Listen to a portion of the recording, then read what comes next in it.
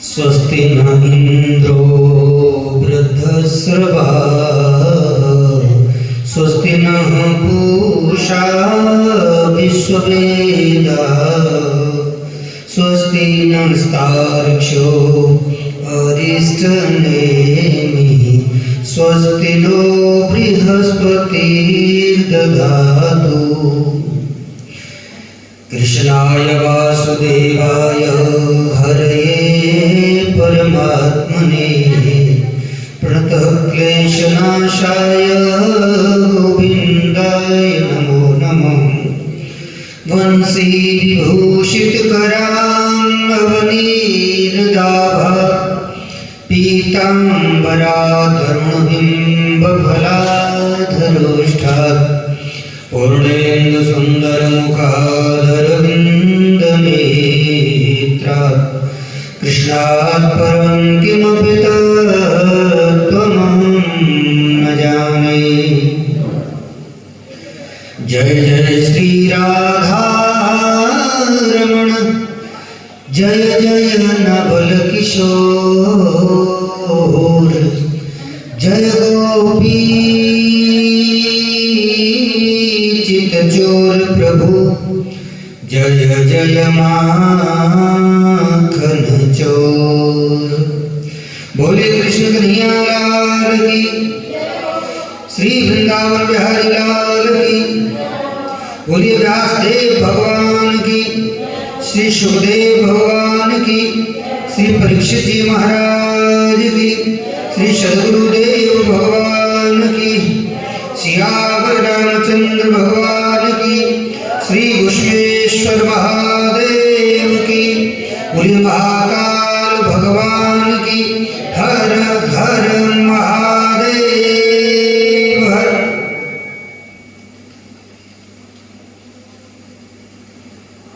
परात्परमेश्वर परब्रह्म परमात्मा नंदनंदन श्याम सुंदर भगवान श्री कृष्ण की कृपा से हम सब श्रीमद् भागवत कथा के चतुर्थ दिवस की कथा श्रवण करने के लिए यहाँ एकत्रित हुए हैं। कुछ भी सुनने से पहले 5 मिनट भगवान के नाम का कीर्तन करना चाहिए, क्योंकि कथा इसलिए सुनी जाती है और कथा का ही फल है कि हम भगवान के नाम का कीर्तन करें। कथा ये बताती है कि आप कीर्तन करोगे तो आपका कल्याण होगा। सुनने से कल्याण होता है, लेकिन ज़्यादा कल्याण जब होगा जब हम कथा जो करेंगे वो करेंगे। तो कथा कह रही है कि आप कीर्तन करें। कलयुग में केवल कीर्तन से ही जीव का उद्धार हो जाता है, इसलिए ठीक है। जय राधे जय श्री कृष्ण बोलो जय राधे जय राधे जय श्री कृष्ण बोलो जय राधे। हमारो धन राधा श्री राधा हमारो धन हमारो धन राधा श्री राधा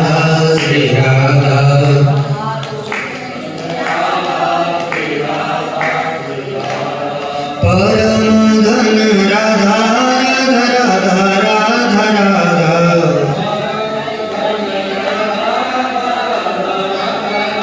ओ जीवन धन राधा राधा राधा राधा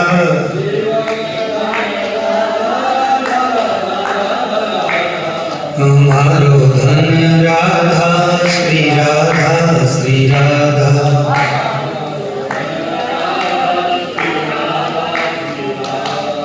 जय राधे जय श्री कृष्ण बोलो जय राधे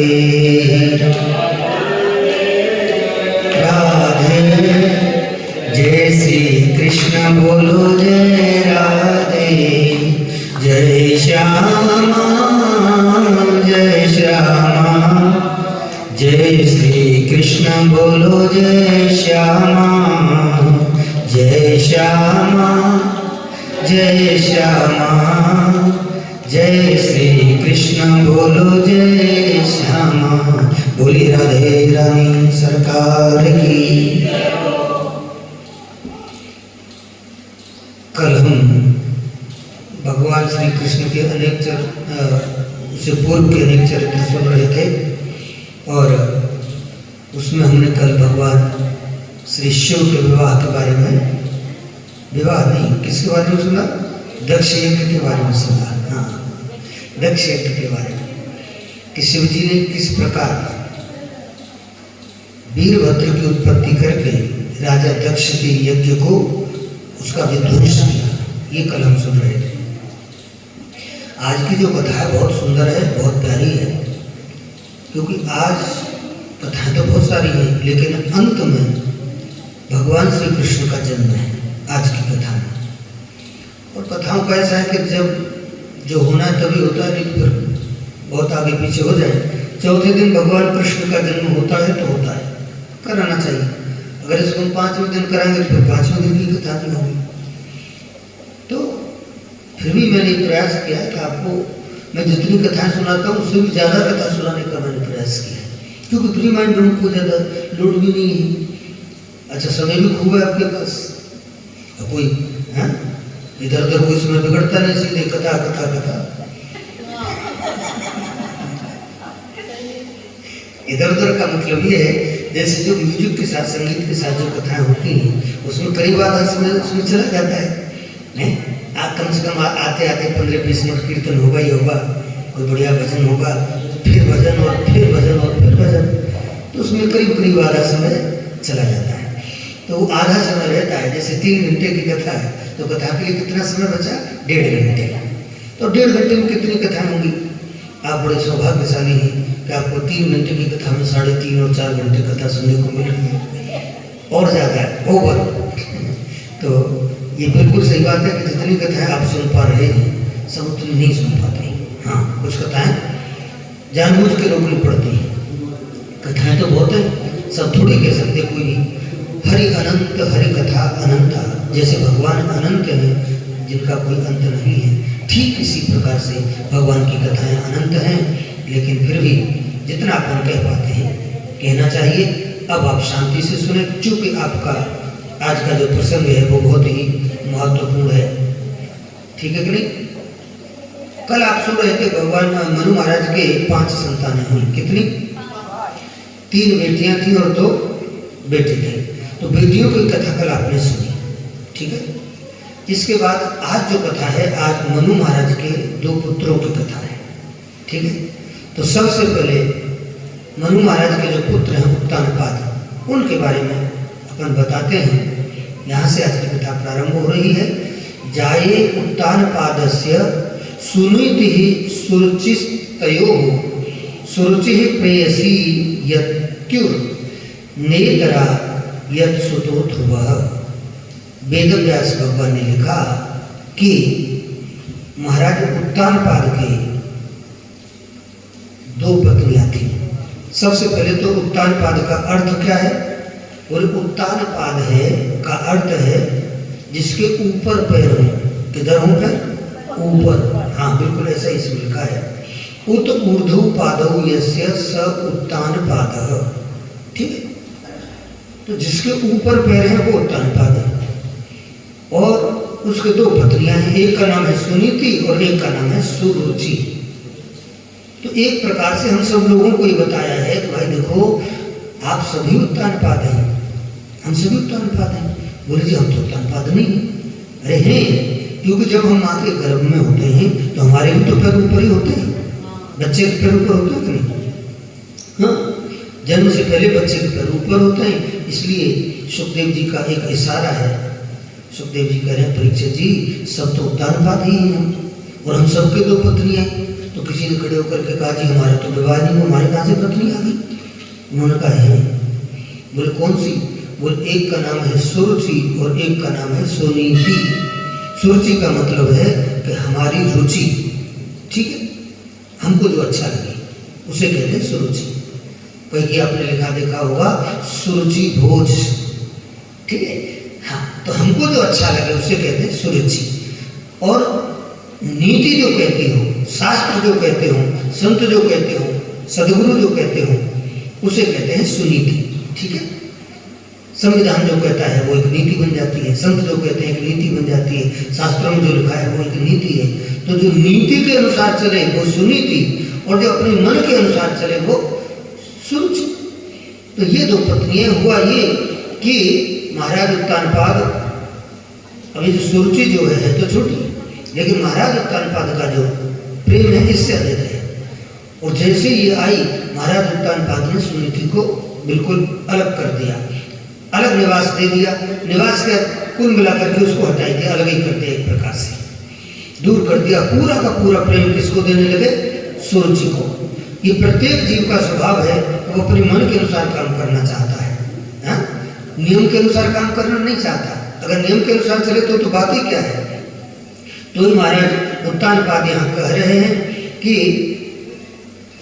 वो अधिक प्रेम सुरुचि से कर रहे हैं। ठीक है, व्यक्ति का उद्धार अगर कोई चाहता है तो उसे जो शास्त्रों में लिखा है उन नियमों का पालन करना चाहिए। जैसे शास्त्र कहते हैं कि जो, हाँ, ब्रह्म को जानो क्योंकि मनुष्य बने हो। फिर हम ब्रह्म को जाने कैसे? क्योंकि ब्रह्म का हम चिंतन ही नहीं करते, उसके बारे में ज्ञान नहीं रखते हैं। बोले ब्रह्म तो छोड़िए, हम तो शास्त्र ये भी कहते हैं कि ब्रह्म मुहूर्त में उठो, लेकिन हम तो ब्रह्म मुहूर्त में उठते भी नहीं। जब हम ब्रह्म मुहूर्त को ही नहीं साध पा रहे हैं तो हम ब्रह्म को कैसे जान पाएंगे? ठीक है कि नहीं? तो शास्त्रों के अनुसार उठना, शास्त्रों के अनुसार सोना, शास्त्रों के अनुसार भोजन करना, ये सब हम जो करते हैं वो कहलाती है सुनीति, अच्छी नीति, सुंदर नीति, वो सुनीति हुई। तो शास्त्रों ने कहा कि ब्रह्मे मुहूर्त उत्थाय, जो सवेरे ब्रह्म मुहूर्त में उठेंगे वो ब्रह्म का चिंतन कर सकते हैं और फिर ब्रह्म का साक्षात्कार कर सकते हैं। और जो लोग ब्रह्म मुहूर्त में सोते रहते हैं उसके लिए शास्त्रों ने कहा कि ब्राह्मे मुहूर्ते निद्रा स पुण्य क्षय कारिणी। पुण्य क्षय मतलब पुण्य को नष्ट करने वाली। हम जब सवेरे सोते हैं ना सूर्योदय के समय, या तो कहीं सूर्योदय से 1 घंटे पहले भी, 1-1.5 घंटे पहले तक, उस सब वो उठने का समय है। लेकिन हम उस समय अगर सोते रहते हैं तो हमारे जो पुण्य होते हैं वो नष्ट हो जाते हैं। ठीक है, और फिर आप कहेंगे कि आप नष्ट हो कि नहीं हो, बहुत हो, नींद तो उसी समय अच्छी आती है, और सबको अच्छी नींद आती है उस समय बहुत अच्छी नींद आती है। और शास्त्र में उल्टा ही काम लिखे, देखो जब नींद अच्छी आती है, जब कहते हैं भाई इस समय नहीं सोना चाहिए, ऐसा ही लगता होगा, ऐसा ही है। लेकिन फिर भी जिसको कुछ नहीं करना है उसके लिए तो अच्छा है, लेकिन जो जीवन में आगे बढ़ना चाहता हो, जिसको जीवन में कुछ करना हो, तो उसको तो उसी समय का सदुपयोग करना चाहिए। शास्त्र गलत नहीं है, हमारी आदतें गलत पड़ रही हैं, सही बात है। तो ये पूरी कथा इसी बात की ओर इशारा कर रही है कि व्यक्ति को अपना जो आचरण है उसको कैसे अच्छा बनाना चाहिए। हुआ ये कि द्रौपदी छोटे से बच्चे थे और सुनीति जी को अलग कर दिया। अब सुनीति ने कभी ये भी नहीं बताया अपने बच्चे को कि बेटे तेरे पिता का नाम क्या है? जल्दी द्रौपदी को पिताजी के पास जाने भी नहीं दी, क्योंकि वो जानती थी कि अगर ये वहां जाएगा तो इसका अपमान होगा। एक दिन अपने दोस्तों के साथ आखिर द्रौपदी पिताजी के पास पहुंच गए। पिताजी ने बड़े प्रेम से अपने गोद में लिया, उनका कोई बेटा है, क्यों नहीं लेंगे? ठीक है, लेकिन जैसे वो गोद में बिठाल करके लाड़ लड़ाने लगे तब तक ही उसने सुरुचि ने देख लिया, और जैसे ही इसकी नजर पड़ी, ओहो, तुरंत उसको डांट करके उसको वहां से भगा दिया, भाग यहाँ से। अगर तुझे इस गद्दी पर बैठना है तो तुझे मेरे गर्भ से जन्म लेना पड़ेगा, मेरी कोख से जन्म लेकर के आ, तब तू इस गद्दी पर बैठने का अधिकारी होगा, ऐसा कहा। जा पहले भगवान का भजन कर और फिर मेरी कोख से जन्म लेकर के आ, तब यहाँ बैठने की का सपना देखना। तेरी बात है इस गद्दी पर बैठने की नहीं, इस गद्दी पर वही बैठेगा जो मेरी कोख से जन्म लेगा। ठीक है, अब आप विचार करिए, छोटे से बच्चे को, छोटे से 5 साल की उम्र, बहुत बुरा लगा, रोते रोते बेचारे माँ के पास पहुँचे। माँ ने कहा बेटे क्या कहा? बोले ऐसा ऐसा कहा। तो माँ ने कहा ठीक ही तो कहा। माँ ने ये नहीं कहा तो गलत कहा, माँ ने कहा ठीक कहा। देख, जो बात मैं तुझे नहीं सिखा पाई वो तेरी उस माँ ने सिखा दी, वो तो तेरी माँ ही तो है, सौतेली माँ है। तो तेरी माँ ही है, तो उसने तुझे ये कहा कि तू भगवान का भजन कर। तो प्रत्येक व्यक्ति को भगवान का भजन करना चाहिए। पहले भगवान की साधना करो, उसके बाद आपको गद्दी मिलेगी। तो अच्छी बात है, भगवान का भजन सभी को करना चाहिए। और कितनी अच्छी शिक्षा तुझे दी है कुल मिलाकर के। ध्रुव जी ने कहा भगवान का भजन तो करूं, लेकिन मेरी समझ भी ये तो आता नहीं कि आखिर भगवान है कहाँ, ये कहा। तो उन्होंने कहा कि भगवान कहाँ है ऐसा नहीं है, आप तो मान लो भगवान कहाँ नहीं है। हरि व्यापक सर्वत्र समाना, प्रेम ते प्रगट होई मैं जाना। इतना ही नहीं, और देश काल दिस विदेश माही, कहूँ कहाँ जहाँ प्रभु नाही। ये कहा, बोले बेटे ऐसी कोई जगह नहीं है जहाँ भगवान नहीं है। कुल मिलाकर के ध्रुव जी से माँ ने कहा कि परमात्मा सर्वत्र है, बस प्रेम से जहाँ आप पुकारेंगे वहीं परमात्मा प्रकट हो जाएंगे। ध्रुव जी रातों रात निकल गए। रास्ते में नारद जी मिलते हैं। नारद जी ने कहा बच्चे कहाँ जा रहा है? ध्रुव जी ने कहा तपस्या करने के लिए। नारद जी ने परीक्षा ली, डांटते हुए कहा अरे भाग जा, पीछे चला जा, अपने घर लौट जा। ये खेलने खाने की उम्र है, बच्चों के साथ खेलना, ये कोई तपस्या करने की उम्र नहीं तेरी है। पता है रास्ते में वहाँ आगे जंगल में शेर रहते, चीते रहते हैं, खा जाएंगे तुझे, नाश्ता कर लेंगे। ध्रुव जी ने कहा कुछ भी हो, लेकिन मैं अब पीछे नहीं लौट सकता। क्यों? क्योंकि मेरी जो सौतेली माँ है सुरुचि, उसने मेरा बहुत अपमान किया है, मुझे बहुत डांटा है, और मैं क्षत्रिय परिवार से हूँ, तो मैं वो सहन नहीं कर सकता। नारद जी समझ गए भाई क्षत्रिय का खून खोल जाए तो फिर उसको ठंडा करना इतना आसान भी नहीं होता। और बिल्कुल ठीक समय है, चिरगारी भटकी हुई है, अब अगर इसको ठीक दिशा दे दी जाए तो कुछ न कुछ कर गुजरेगा। नारद जी ने कहा कि ठीक है, समझ गए कि वास्तव में बालक है, लेकिन इसका मन जो है परमात्मा की ओर आगे बढ़ चुका है और ये निश्चित रूप से तपस्या करना चाहता है।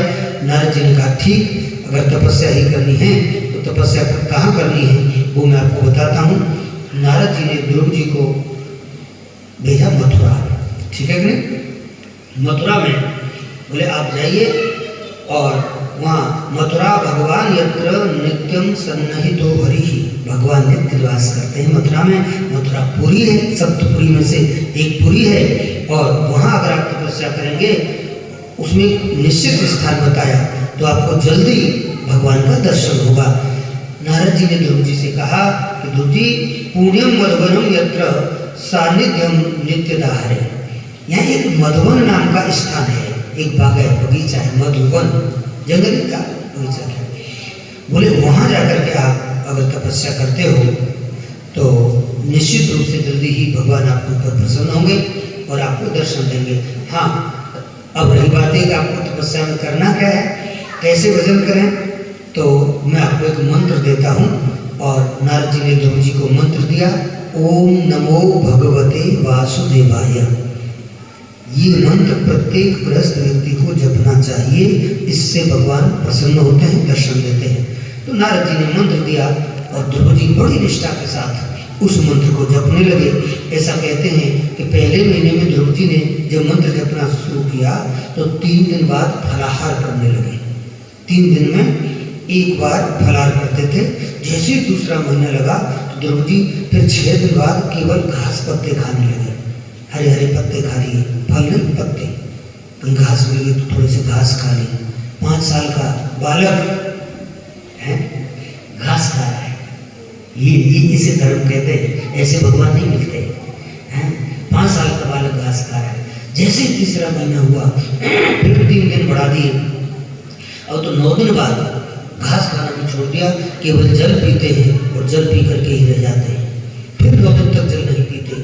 ऐसे करके जैसे ही चौथा महीना शुरू हुआ तो ऐसा कहते हैं कि ध्रुव जी 12 दिन में केवल वायु भक्षण करने लगे, मतलब श्वास भी रोक लिए, 12 दिन बाद श्वास ले रहे हैं।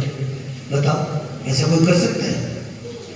और ऐसा कहते हैं कि जैसे ही 5वां महीना प्रारंभ हुआ नहीं कि ध्रुव जी तो श्वास को बिल्कुल ब्रह्मरंध्र में चढ़ा गए प्राणायाम के द्वारा, और श्वास बंद, अब श्वास नहीं ले रहे। जैसे इधर द्रौपदी की श्वास बंद हुई, उधर देवताओं की श्वास बंद हो गई। देवता घबराए भगवान के पास पहुंचे, बोले प्रभु क्या हुआ, कुछ समझ में नहीं आ रहा है, हम श्वास नहीं ले पा रहे। भगवान ने कहा हुआ क्या आपको? बोले जाने कि हमारा तो बड़ा चीख उठ रहा है। तो भगवान ने कहा कुछ तो हुआ है भाई। भगवान ने ध्यान करके देखा तो हम मधुवन में एक 5 साल का बालक कठिन तपस्या कर रहा है। उसने अपनी श्वास को रोक लिया है। भगवान समझ गए, बोले शांत रहो, अभी आपका ट्रीटमेंट हम करते हैं। भगवान सीधे नीचे आ गए हैं। अब कितनी बड़ी बात है, 5 साल का बालक भगवान सामने आकर के खड़े हो गए। लेकिन अब ये तो अंदर ध्यान कर रहे थे भगवान का, मन में आंख बंद करके हैं। अब भगवान सामने खड़े हैं, द्रौपदी की आंखें बंद है, आंख नहीं खोलते, चूंकि अंदर की जो झांकी है वो चली जाएगी। इसलिए द्रौपदी आंख बंद करके परमात्मा का अंदर दर्शन कर रहे थे। भगवान ने कहा देखो हम इसके सामने खड़े तो ये हमको आंख खोल करके नहीं देख रहा है, नहीं तो कोई जन्मों तो बड़े बड़े योगी महायोगी साधना करते रहते, लेकिन हम उनको दर्शन नहीं देते।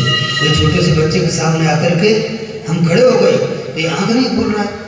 इस प्रकार से फिर ऐसा कहते हैं कि भगवान ने ही अपने आप को उनके हृदय से हटा लिया, और जैसे वो झांकी ओझल हुई हृदय से तो छटपटा के तुरंत आंखें खोले कि झांकी कहाँ चली गई, और जैसे आंखें खोले तो सामने खड़े हैं। बोलिए लक्ष्मी नारायण भगवान की। भगवान विष्णु शंख चक्र गदा पद्म लेकर के द्रौपदी को दर्शन दिए, आशीर्वाद दिए। द्रौपदी से कहा बेटे कुछ मांग। पहले तो द्रौपदी देखता ही रह गया, द्रौपदी जो है भगवान की ओर देखते हैं, भगवान द्रौपदी की ओर देखते हैं, अब कोई कुछ कह नहीं रहा।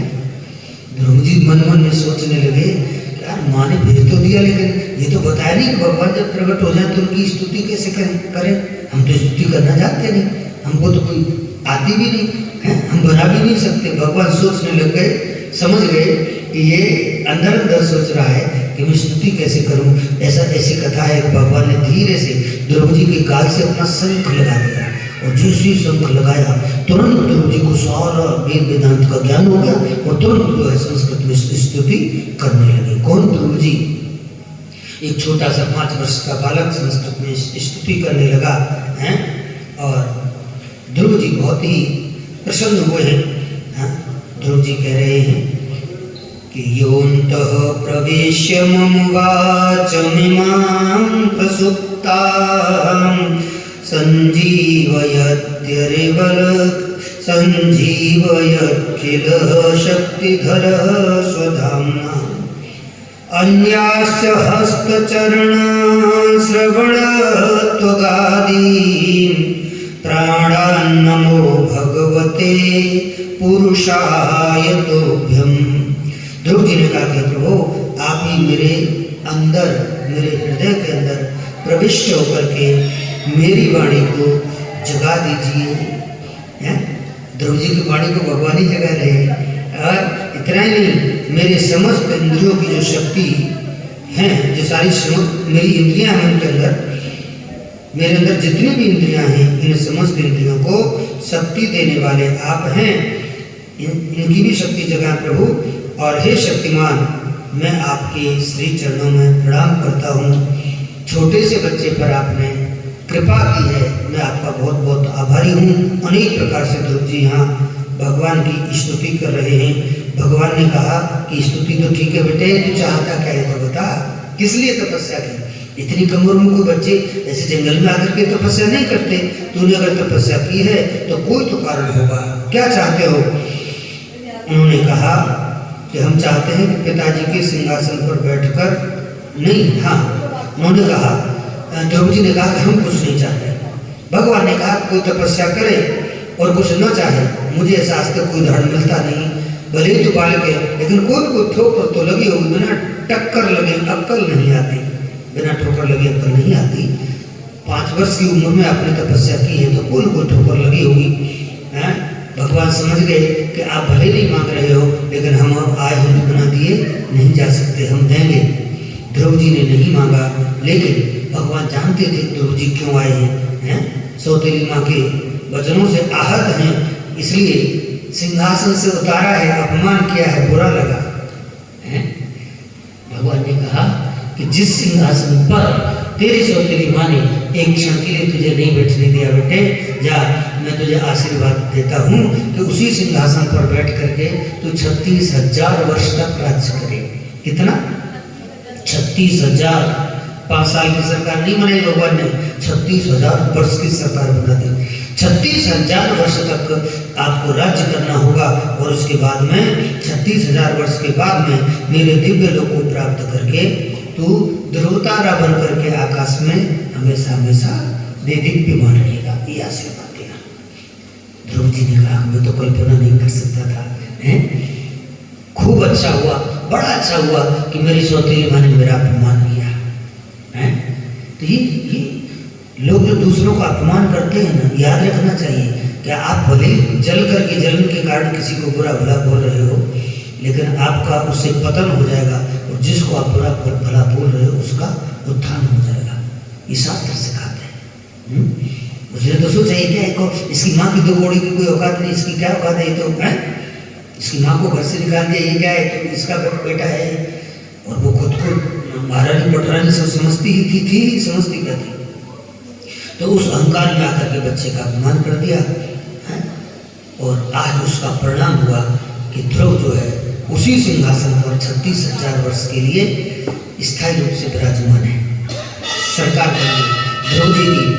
तो कुल मिलाकर के भगवान से जब हम कुछ नहीं मांगते, जब कुछ नहीं चाहते, तो भगवान हमको सब कुछ देते हैं। अंत में भी ध्रुव जी मृत्यु के सिर पर पैर रख करके विमान में बैठ करके जाते हैं। ऐसी कथा है, अपनी माँ को साथ लेकर के। इसका अर्थ क्या हुआ? इसका अर्थ ये हुआ कि ध्रुव जी की तो इतनी लंबी उम्र हुई ही, लेकिन इसके साथ साथ माँ भी इतने वर्ष तक उस राज्य सुख का आनंद ली। ठीक है कि नहीं? माँ भी तो जीवित रही। जब तक ध्रुव जी जीवित रहे तब तक माँ भी जीवित रही। और जब ध्रुव जी की मुक्ति हुई तो ध्रुव जी के साथ माँ की भी मुक्ति हुई। ये इसलिए कहते हैं कि एक व्यक्ति अगर दरबार में अच्छा हो जाए, भगवान का कोई भक्त हो जाए, तो उसकी 21 पीढ़ियाँ तर जाती हैं। 21 पीढ़ी ऐसे तर जाती हैं कि 7 पीढ़ी पहले वाली, जिस पीढ़ी में उसका जन्म हुआ है उससे पहले की 7 पीढ़ियाँ उसके पूर्वज, और 7 पीढ़ी आगे आने वाली उसके वंश में, 14 पीढ़ी तो उसकी ये तरी, और 7 पीढ़ी माँ के पक्ष की, उसके नाना मामा उधर गए। ऐसे करके 21 पीढ़ियाँ तरती हैं एक भगवान के भक्त के द्वारा। तो ये ऐसे ध्रुव जैसे भक्त जो है 21 पीढ़ियों का उद्धार करते हैं। भले ही दुख से डांट फटकार खा करके ध्रुव जी ने तपस्या की। ध्रुव सगलान जप्यो हरिनाम, पायो अचल अनुपम ठाम। गोस्वामी तुलसीदास जी ने लिखा कि भले ग्लानि पूर्वक नाम लिया था, लेकिन उसके बाद भी उच्च पद प्राप्त किया, स्थिर पद प्राप्त किया। आज भी आकाश में जब हम देखते हैं तो हम देखते हैं कि ये ध्रुव तारा है, देखते हैं नहीं? और सबसे ज्यादा चमकीला तारा। हाँ, कोई दिखे कि नहीं दिखे, लेकिन ध्रुव तारा का दर्शन हमको हो जाता है। खैर, तो कुल मिलाकर के ये है कि ध्रुव वंश में धर्मात्मा राजा अंग हुए, इनके बाद में राजा अंग हुए और बहुत ही धर्मात्मा थे। ऐसा कहते हैं कि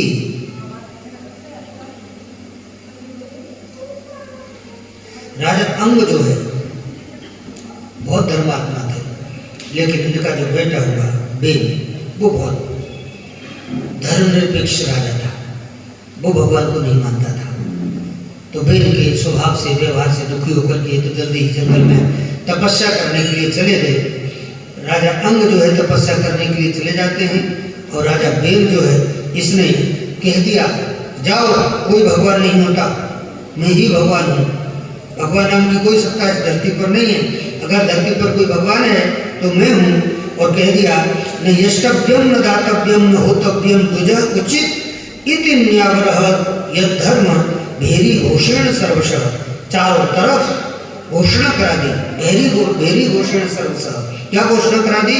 बोले जाओ, न कोई यज्ञ होता है, न कोई दान पुण्य होता है, न कोई भजन होता है, न कोई सत्कर्म होते हैं, कुछ नहीं होता। और न कोई इस धरती पर भगवान होता है। इस धरती का अगर कोई भगवान है तो वो मैं हूँ, मुझे ही भगवान मानो। अब तो लोगों को बहुत बुरा लगा, विशेष करके संतों को बहुत बुरा लगा। भैया ये कैसा राजा है कि हमको धर्म का पालन नहीं करने दे रहा है, इसके लिए कोई धर्म ही नहीं है, धर्मनिरपेक्ष है। तो जो धर्मनिरपेक्ष राजा होगा तो तो आखिर वो प्रजा का कैसे कल्याण करेगा। कुल मिलाकर के सब राजा बेन से बहुत ही दुखी हो गए और कुल मिलाकर के जो संत थे उन्होंने हुंकार भरी और उसके परिणाम स्वरूप बेन जो है धड़ाम से नीचे गिरा और खत्म हो गया। तो बेन के शरीर का मंथन करके, ऐसा कहते हैं कि बेन के शरीर का मंथन किया गया और उसके बाद में संतों ने सोचा कि अब ये तो कुल मिलाकर के समाप्त हो ही गया है, लेकिन अब इसका मंथन करके हमको आगे बढ़ना चाहिए, इस गद्दी को संभालना चाहिए, क्योंकि जब गद्दी को संभालने वाला कोई होगा नहीं तो कैसे काम चलेगा। इसलिए बताते हैं जब बैन के शरीर का मंथन संत कर रहे थे तो उसके बाद में बैन के शरीर का मंथन हुआ है, तो पहले निषाद की उत्पत्ति हुई है और इसके बाद में दोबारा में जो मंथन किया उसे महाराजा पृथु उत्पन्न हुए और अर्ची लक्ष्मी जो अर्ची बन करके आई वो उत्पन्न हुई। और इस प्रकार से फिर महाराजा पृथु जो है वो भी बड़े धर्मात्मा महाराजा हुए। उन्होंने पूरी पृथ्वी पर जितने भी पहाड़ थे, पृथ्वी ऊंची थी नीची थी, सारे पहाड़ों को उठा करके एक तरफ किया, उत्तराखंड साइड में हिमालय के आसपास सब स्थापित कर दिए और पूरी जो धरती थी इसको उपजाऊ बनाया। पृथ्वी के अंदर जो तत्व छिप गए थे नीचे, उन सारे तत्वों को निकाला पृथ्वी के अंदर से। किसने? राजा पृथु ने। इसलिए पृथ्वी को पृथु की पुत्री माना गया, ठीक है कि नहीं, इसलिए पृथ्वी नाम पड़ा। नाम क्या पड़ा? पृथ्वी। राजा पृथु ने इसको एक सिस्टम में बिठाया, खेत करने के लायक बनाया, समतल किया, अंदर से जो तत्व इसमें छिपे हुए थे बीज डाल करके उनको निकाला। पृथु ने तो सिखाया खेती करना सबसे पहले, तो इसलिए पृथ्वी इनका नाम पड़ गया, धरती का नाम पड़ गया पृथ्वी। तो ऐसे महाराजा पृथु अपने आप में बहुत ही धार्मिक थे और ऐसा कहते हैं कि सब लोग महाराजा पृथु के प्रति बहुत ही आस्था रखते थे। इसी वंश में आगे चल करके कहते हैं कि राजा प्राचीन बरही हुए। राजा प्राचीन बरही बहुत बड़े कर्मकांडी थे, बड़े ज्ञानी थे, लेकिन अब एक बहुत विचित्र सी बात ये हुई कि राजा प्राचीन बरही सब कुछ होते हुए भी उन्होंने जो शास्त्रों का अध्ययन किया, जैसा उन्होंने शास्त्रों में पढ़ा, उसके आधार पर राजा प्राचीन बरही यज्ञ करना प्रारंभ किए। और बताते हैं कि राजा प्राचीन बरही ने हजारों यज्ञ किए, लेकिन उन यज्ञों में वो पशुओं की बलि देने लगे, तो बलि प्रथा उससे बहुत अधिक आगे बढ़ने लगी, हजारों पशुओं की जाने लगी। तब नारद जी ने एक बार राजा इनको समझाया प्राचीन बरही को कि आप सब ठीक कर अच्छे हो, विद्वान हो, लेकिन आप इतना बड़ा पाप क्यों कर रहे हो। उन्होंने कहा मैं कहाँ पाप कर रहा हूँ, मैं तो जो शास्त्रों में लिखा है वही तो कर रहा हूँ। बोले नहीं, शास्त्रों में जैसे लिखा रहता है उसको ठीक करते हुए समझना चाहिए।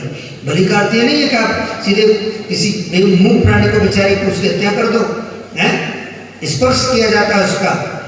और कुल मिलाकर के ये है कि आप जितने इनकी पशुओं की बलि दिए हो, सब ये आपसे बदला लेंगे अगले जन्म में, कोई नहीं छोड़ने वाला, क्योंकि कर्म सिद्धांत है, आप जो करते हो उसका फल आपको भोगना पड़ता है, या तो इस जन्म में भोग ले या तो आगे वाले जन्म में भोगे।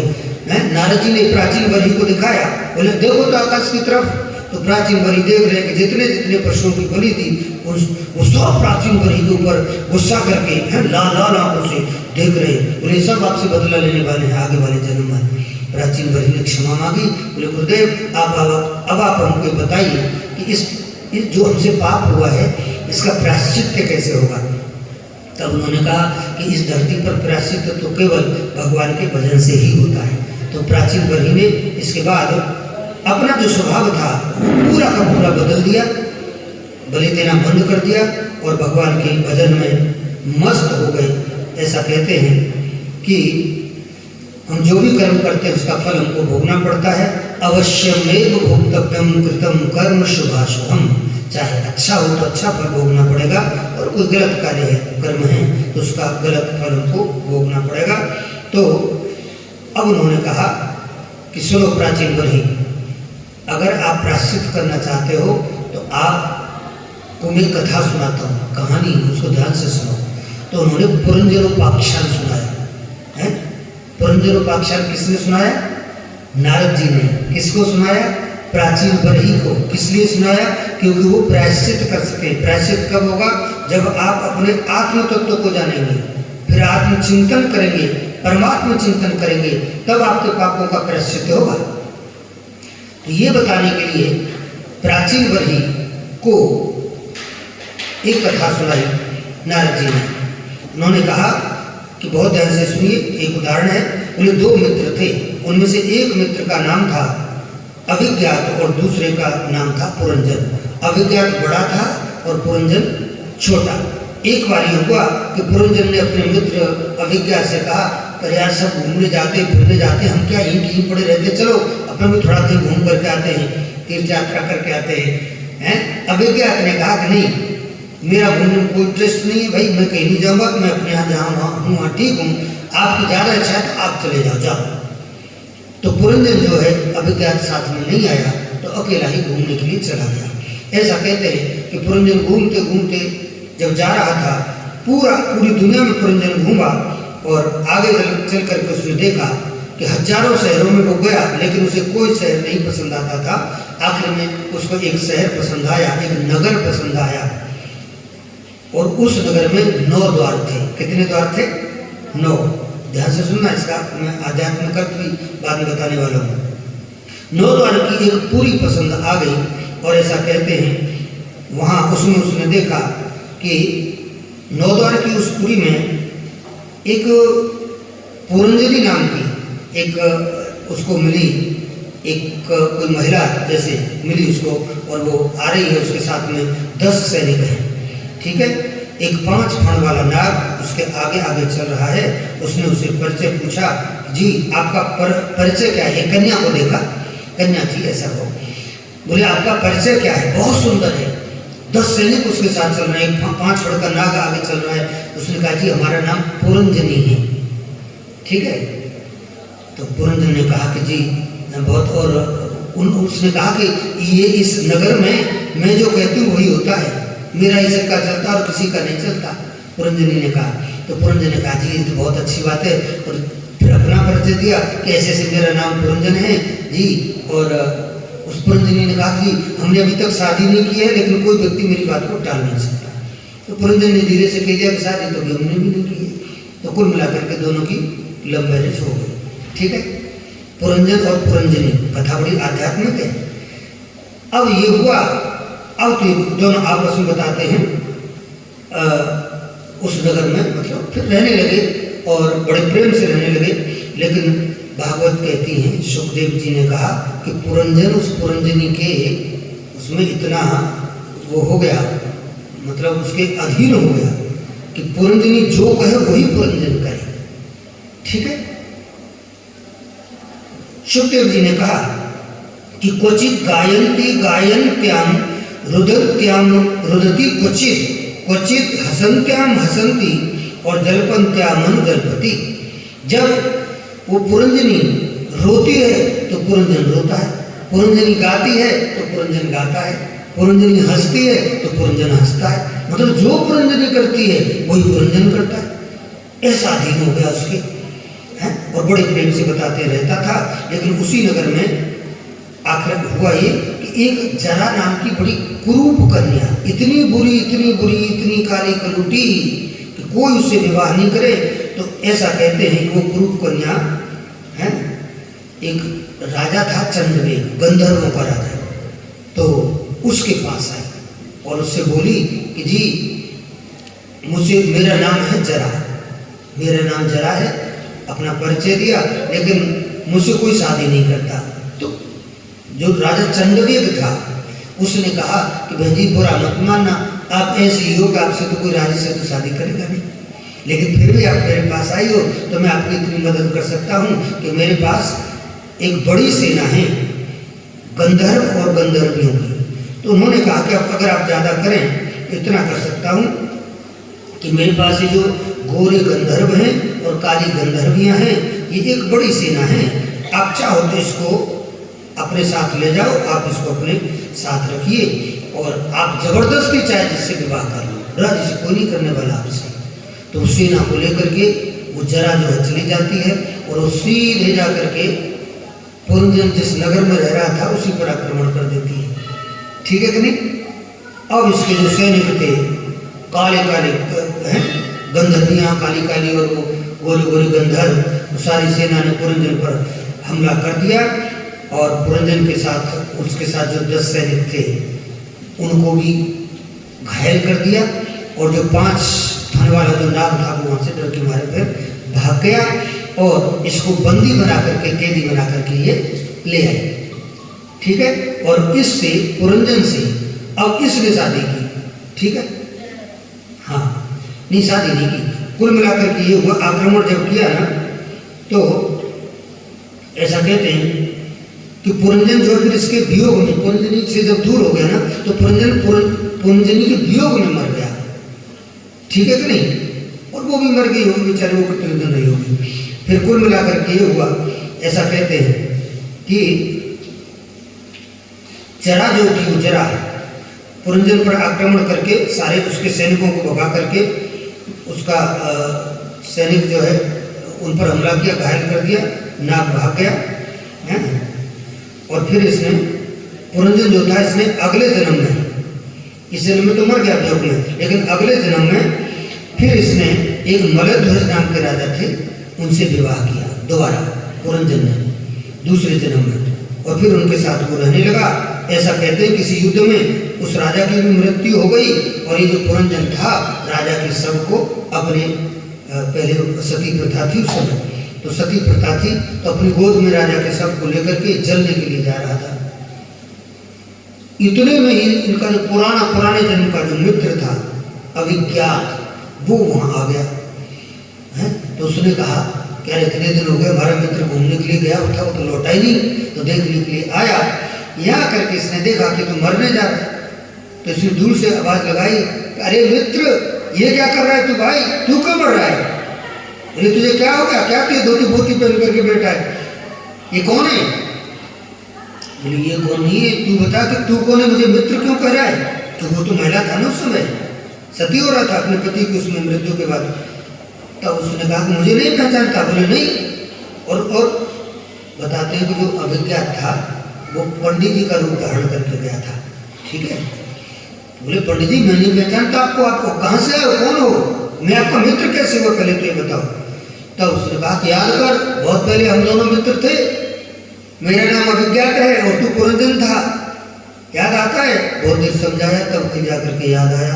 बोले हाँ तो पहले जन्म की घटना थी, फिर जान कैसे उसको याद आ गई। हाँ बोले अरे तू कहाँ इस चक्कर में पड़ा है, तू चल यहाँ से, और तेरा ये वास्तविक स्वरूप है। ठीक है, तो कोई महिला नहीं है, तो जीवात्मा है, जीवात्मा। अलग अलग जन्मों में अलग अलग शरीरों में तुझे जाना पड़ता है। नारद जी ने ये कथा प्राचीन वरी को सुनाई, और इस कथा का अर्थ ये होता है। ठीक है, क्या अर्थ होता है? बोले कि जो अभिज्ञात था वो है परमात्मा। अभिज्ञात मतलब परमात्मा। दो मित्र बताए, अभिज्ञात और पुरंजन। तो अभिज्ञात मतलब परमात्मा और पुरंजन मतलब जीवात्मा। ठीक, अब वो जो नौ द्वार की जो पूरी बताई उसका अर्थ हुआ जो शरीर, ये जो हमारा शरीर है यही 9 द्वार की पूरी, इसमें 9 द्वार होते हैं। इसमें आत्मा जब आ जाती है तो उसको फिर इतनी अच्छी लगती है कि इसको वो छोड़ना नहीं चाहती। कोई मरना चाहता है क्या? नहीं चाहता। अब इसमें वो पुरंजनी कौन है? पुरंजनी है बुद्धि। क्या? बुद्धि। तो व्यक्ति अपनी बुद्धि के अनुसार काम करता है, वो किसी की नहीं मानता जल्दी है। बुद्धि कहती है कि कथा सुनने जाना चाहिए तो आ जाता है, बुद्धि कहती है कि नहीं, आ तो सोना चाहिए तो सोता रह जाता है। तो जैसे जैसे बुद्धि आदेश देती है वैसे वैसे व्यक्ति नाचता है, जीवन भर ऐसे ही करता है। ठीक है, तो जो पुरंजन है उसकी पत्नी के रूप में ये बुद्धि जो है जीवन भर जीवात्मा को अपने इशारों पर नचाती है। सुरुचि की बात चल रही, अपनी रुचि के अनुसार, अपनी मति के अनुसार, अपनी बुद्धि के अनुसार व्यक्ति काम करता है। तो ये हुए। अब उन्होंने कहा साहब ठीक है ये हो गया। अब वो 10 सैनिक कौन थे? बोले 10 सैनिक थे, 5 ज्ञानेंद्रियां और 5 कर्मेंद्रियां। बोले कि 5 फण वाला नाग कौन था? बोले वो थे आपके 5 प्राण हैं। अब एक बात बताइए, और वो काली वो जो आई थी वो कुरूप, उसका क्या नाम था? जरा। ये कौन थी? बोले जरा थी मृत्यु। और चंडवेग जो मिला था उसको राजा गंधर्वों का, वो कौन था? बोले वो था संवत्सर। संवत्सर कहते हैं 100 साल को, संवत्सर। ठीक है कि नहीं? तो ऐसे एक औसत, मतलब औसत तो नहीं लेकिन 100 साल उम्र मानी जाती थी व्यक्ति की उस समय, अभी तो नहीं रही। तो वो संवत्सर चंडवेग, ठीक है। और बोले उसने जो सेना दी थी इसको जरा को, वो सेना क्या थी, काली गंधर्वियाँ, गोरे गोरे गंधर्व, वो कौन थे? बोले गोरे गंधर्व मतलब दिन में प्रकाश रहता है, और काली गंधर्वियाँ मतलब रात्रि है। तो कुल मिलाकर के ये पूरा रूपक उसको समझाया। तो हमारा जो जीवन है, हमारी जो उम्र है वो धीरे धीरे कम होती जाती है। तो इस जरा ने हमला कर दिया पुरंजन पर। हमले का क्या अर्थ हुआ? हमले का मतलब ये हुआ कि जब व्यक्ति के ऊपर इसका बुढ़ापे का हमला होता है, जरा माने बुढ़ापा, हमला किसने कराया? वो जरा नाम की जो थी वो, उसने। कुल मिलाकर के जब बुढ़ापे का हमला होता है तो हमला हो जाता है, व्यक्ति को पता नहीं चलता। ये तो सब जानते हैं कि हमारी जब शादी हुई थी, जब हमने घर बनाया था, जब हमने हमारी नौकरी लगी थी, सब तारीखें सबको याद रहती हैं। हम अपना जन्मदिन सबको याद रहता है, मैरिज एनिवर्सरी सब याद रखते हैं मुझे छोड़कर, ज़्यादातर लोग याद रखते हैं। लेकिन ये कोई नहीं याद रखता कि हम बूढ़े कब हुए। किसी से कोई पूछे भाई आप कब बूढ़े हुए, बताओ, कोई बता पाएगा? नहीं बता पाएगा किस दिन हम बूढ़े हुए। नहीं, बुढ़ापा धीरे धीरे आता है। तो ये जरा जो है धीरे से उस पर आक्रमण करी और कुल मिलाकर के फिर व्यक्ति को लेके ही जाती है। बुढ़ापा जो है लेके ही जाता है। और फिर जो पुरंजन था, जो आत्मा थी, फिर वो उसको जगाने के लिए किसी सदगुरु के रूप में भगवान आते हैं। परमात्मा किसके रूप में आता है? किसी गुरु के रूप में। इसलिए वो जो अविज्ञात था वो ब्राह्मण का रूप बना करके आया। किसका? ब्राह्मण का। तो गुरु के रूप में फिर भगवान आते हैं और उसको चेताते हैं कि तू कहाँ भटक रहा है, चल, ठीक, और तू अपना उद्धार कर। कुल मिला करके उन दोनों का, जीवात्मा का परमात्मा का मिलन होता है। तो ये कथा नारद जी ने पुरंजन उपाख्यान की प्राचीन बलि को सुनाई। प्राचीन बलि ने कहा कि अब मैं समझ गया। तब प्राचीन बलि जो है फिर प्रायश्चित करने लगे। और कुल मिलाकर के अपना जो पहले उन्होंने जो पाप किया था, बार बार यज्ञ करके, यज्ञों में बलि दे करके जो पाप हुआ है उसके लिए प्रायश्चित करने लगे। मतलब जीवन अपना चिंतन करने लगे, मैं कौन हूँ। और फिर आगे उन्होंने फिर कभी ऐसा नहीं किया। तो कुल मिलाकर के ये है कि एक संत के कहने से, नारद जी के कहने से प्राचीन बरही ने अपना मार्ग बदल दिया। जो हिंसा का मार्ग था उसको बदल करके अब अहिंसक हो गए, ठीक है। तो संत जब जीवन में आते हैं तो वो आपके रास्ते को बदलने का प्रयास करते हैं, ठीक है। ऐसा कहते हैं प्राचीन बरही के पुत्र प्रचेता हुए। इन्होंने नारद जी से पूछा, प्राचीन बरही तो फिर चले गए तपस्या करने के लिए नारद जी से मिलने के बाद। अब नारद जी से इन्होंने पूछा, प्रचेता हुए प्रश्न किया कि हमें तो आप ये बताइए कि भगवान कैसे मिलते हैं, ठीक है। नारद जी संत हैं और वो कोई सामान्य संत नहीं है। तो उन्होंने कहा कि जो प्रचेताओं से नारद जी कह रहे हैं, नारद जी ने कहा कि जो भगवान को प्राप्त करना चाहता है उसको 3 चीजें याद रखनी चाहिए। जिसके अंदर 3 गुण हैं उसको भगवान मिलेंगे। नारद जी ने कहा प्रचेताओं से। उन्होंने कहा क्या? तब उन्होंने कहा कि दयया सर्वभूतेषु संतुष्ट्या येन केन वा सर्वेन्द्रियो प्रशांताच्च तुष्यात्यासु जनार्दन। उन्होंने कहा कि जो व्यक्ति सभी के प्रति दया रखता है उसे भगवान मिलते हैं। दूसरी बात कही कि जो व्यक्ति संतुष्ट्या येन केन वा, जो भी उसको मिल जाए वो उसमें खुश रहता है, संतोषी जो होता है, संतोषम परमं सुखम, उसको भगवान मिलते हैं, वो भगवान को प्राप्त कर सकता है। और फिर कहा कि सर्वेंद्रियो प्रशांत्याच्च, जिसका इंद्रियों पर निग्रह है, इंद्रियों पर संयम है, जो मन के अनुसार नहीं चलता, मन को अपने अनुसार चलाता है, उसको भगवान मिलते हैं, ठीक है। तो 3 लक्षण बता दिए हैं। एक सबके प्रति दया भाव रखना, भगवान ने जो दिया हो उसमें संतुष्ट रहना और इंद्रियों पर संयम रखना। ये 3 गुण जिसमें हैं उसको भगवान मिलते हैं। ये नारद जी ने प्रचेताओं से कहा। तो प्रचेताओं के माध्यम से हम सभी मनुष्यों को नारद जी ज्ञान दे रहे हैं, शिक्षा दे रहे हैं, ठीक है कि नहीं। सामान्य सी बात आप कर सकते हो, इतना तो कर सकते कि नहीं? नहीं कर सकते। नहीं, हाँ हम तो नहीं कर सकते, सही कहा माता जी ने कहा कभी नहीं कर सकते हैं। और ये बिल्कुल ठीक है, ये जो माता राम है ये बिल्कुल स्पष्टवादी है, ये दर दर की बात नहीं कहेंगे, जो है वही कहेंगे। हाँ वो बिल्कुल सही कहा, आसान काम नहीं है, सबके प्रति दया रखना आसान नहीं है, और जितना मिल जाए उतनी खुश हो जाने बहुत आसान नहीं है। कहाँ आसान है? हाँ तो फिर तीसरा तो कतई ही नहीं हो, कितनी मतलब क्लियर है ये मामले तो है। क्या बड़ी बात कह दी। चलिए बहुत बढ़िया, हम तो ये कहेंगे भगवान आपके ऊपर कृपा करें, भगवान कृपा करें। इसके बाद में ऐसा कहते हैं हाँ, कि ये तो भगवान की प्रसन्नता के रास्ते बताए नारद जी ने प्रचेताओं को। अब आती है, ये तो उत्तानपाद की कथा हो गई। उत्तानपाद के ध्रुव जी का चरित्र पूरा आपने सुना, और फिर उनके वंश में जो प्राचीन बरही हुए उनका आपने सुना। उनके पुत्र जो प्रचेता थे उन्होंने नारद जी से पूछा, ये भी आपने सुना। आगे अब ये पंचम स्कंद की कथा प्रारंभ हो रही है। इसमें सबसे पहले कह रहे हैं प्रियव्रत का क्या चरित्र है। ठीक है कि नहीं? कथा तो समझ में आ रही है नहीं आ रही? आ रही है, बढ़िया है, तो प्रेम से सुनते रहिए। चलो बहुत अच्छा। ऐसा कहते हैं कि ये जो प्रियव्रत थे ना, इन्होंने एक संकल्प लिया, क्या कि मैं भगवान सूर्य की साधना करूंगा। सूर्य के उपासक थे, और मैं आपसे कहना चाहूंगा कि सूर्य की साधना प्रत्येक व्यक्ति को करनी चाहिए। अगर हम ज़्यादा कुछ न कर पाएँ तो इतना तो करें कि जब सूर्य भगवान उदित हो रहे हों उस समय उनका हम दर्शन करें, और स्नान के बाद उनको तांबे के लोटे से जल दें, और उस जल में 3 चीज़ें कम से कम डालें, थोड़े से चावल, थोड़े से रोली, कंगू लाल रोली, और थोड़े से गुड़। ठीक है कि नहीं? ये डाल करके प्रत्येक व्यक्ति को चाहिए ओम गणेश सूर्याय नमः ऐसा कहते हुए सूर्य भगवान को जल दें, तो उससे सूर्य भगवान प्रसन्न रहते हैं। ये भी एक सूर्य की साधना है।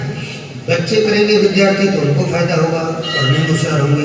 कोई आम व्यक्ति कोई भी करेगा, भगवान उसकी बुद्धि को तेज बनाएंगे, उसको स्वस्थ रखेंगे, और सुख शांति समृद्धि सब कुछ देने वाले देवता भगवान सूर्य हैं। राजा प्रियव्रत जो है सूर्य के उपासक थे, ऐसा कहते हैं। इन्होंने संकल्प लिया कि मैं इस धरती पर रात नहीं होने दूंगा। क्या संकल्प लिया? रात नहीं होने दूंगा। बोले क्यों? अरे क्यों क्या? बोले आधा समय ऐसे ही बढ़ जाता है, 12 घंटे अंधेरा, 12 घंटे प्रकाश, फिर 12 घंटे अंधेरा, लोग सो करके पूरा समय खराब कर देते हैं।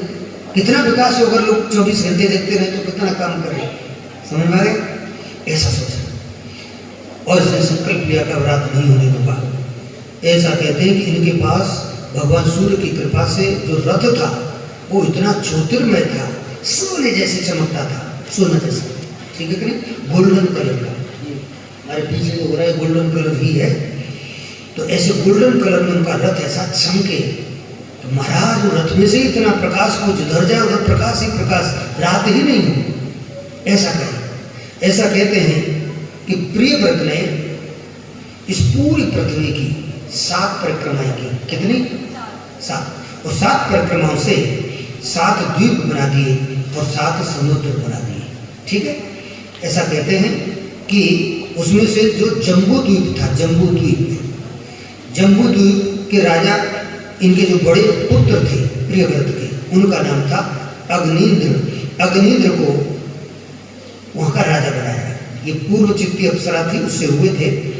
और हाँ, अग्निंद्र पूर्व चित्ती अप्सरा से इनका विवाह हुआ और इनके 9 पुत्र हुए। राजा अग्निंद्र प्रियव्रत के पुत्र हैं, और पूर्व चित्ती अप्सरा का नाम है ये, उससे इनका विवाह हुआ है, और इनके यहाँ 9 संतानों का जन्म हुआ है। ठीक है?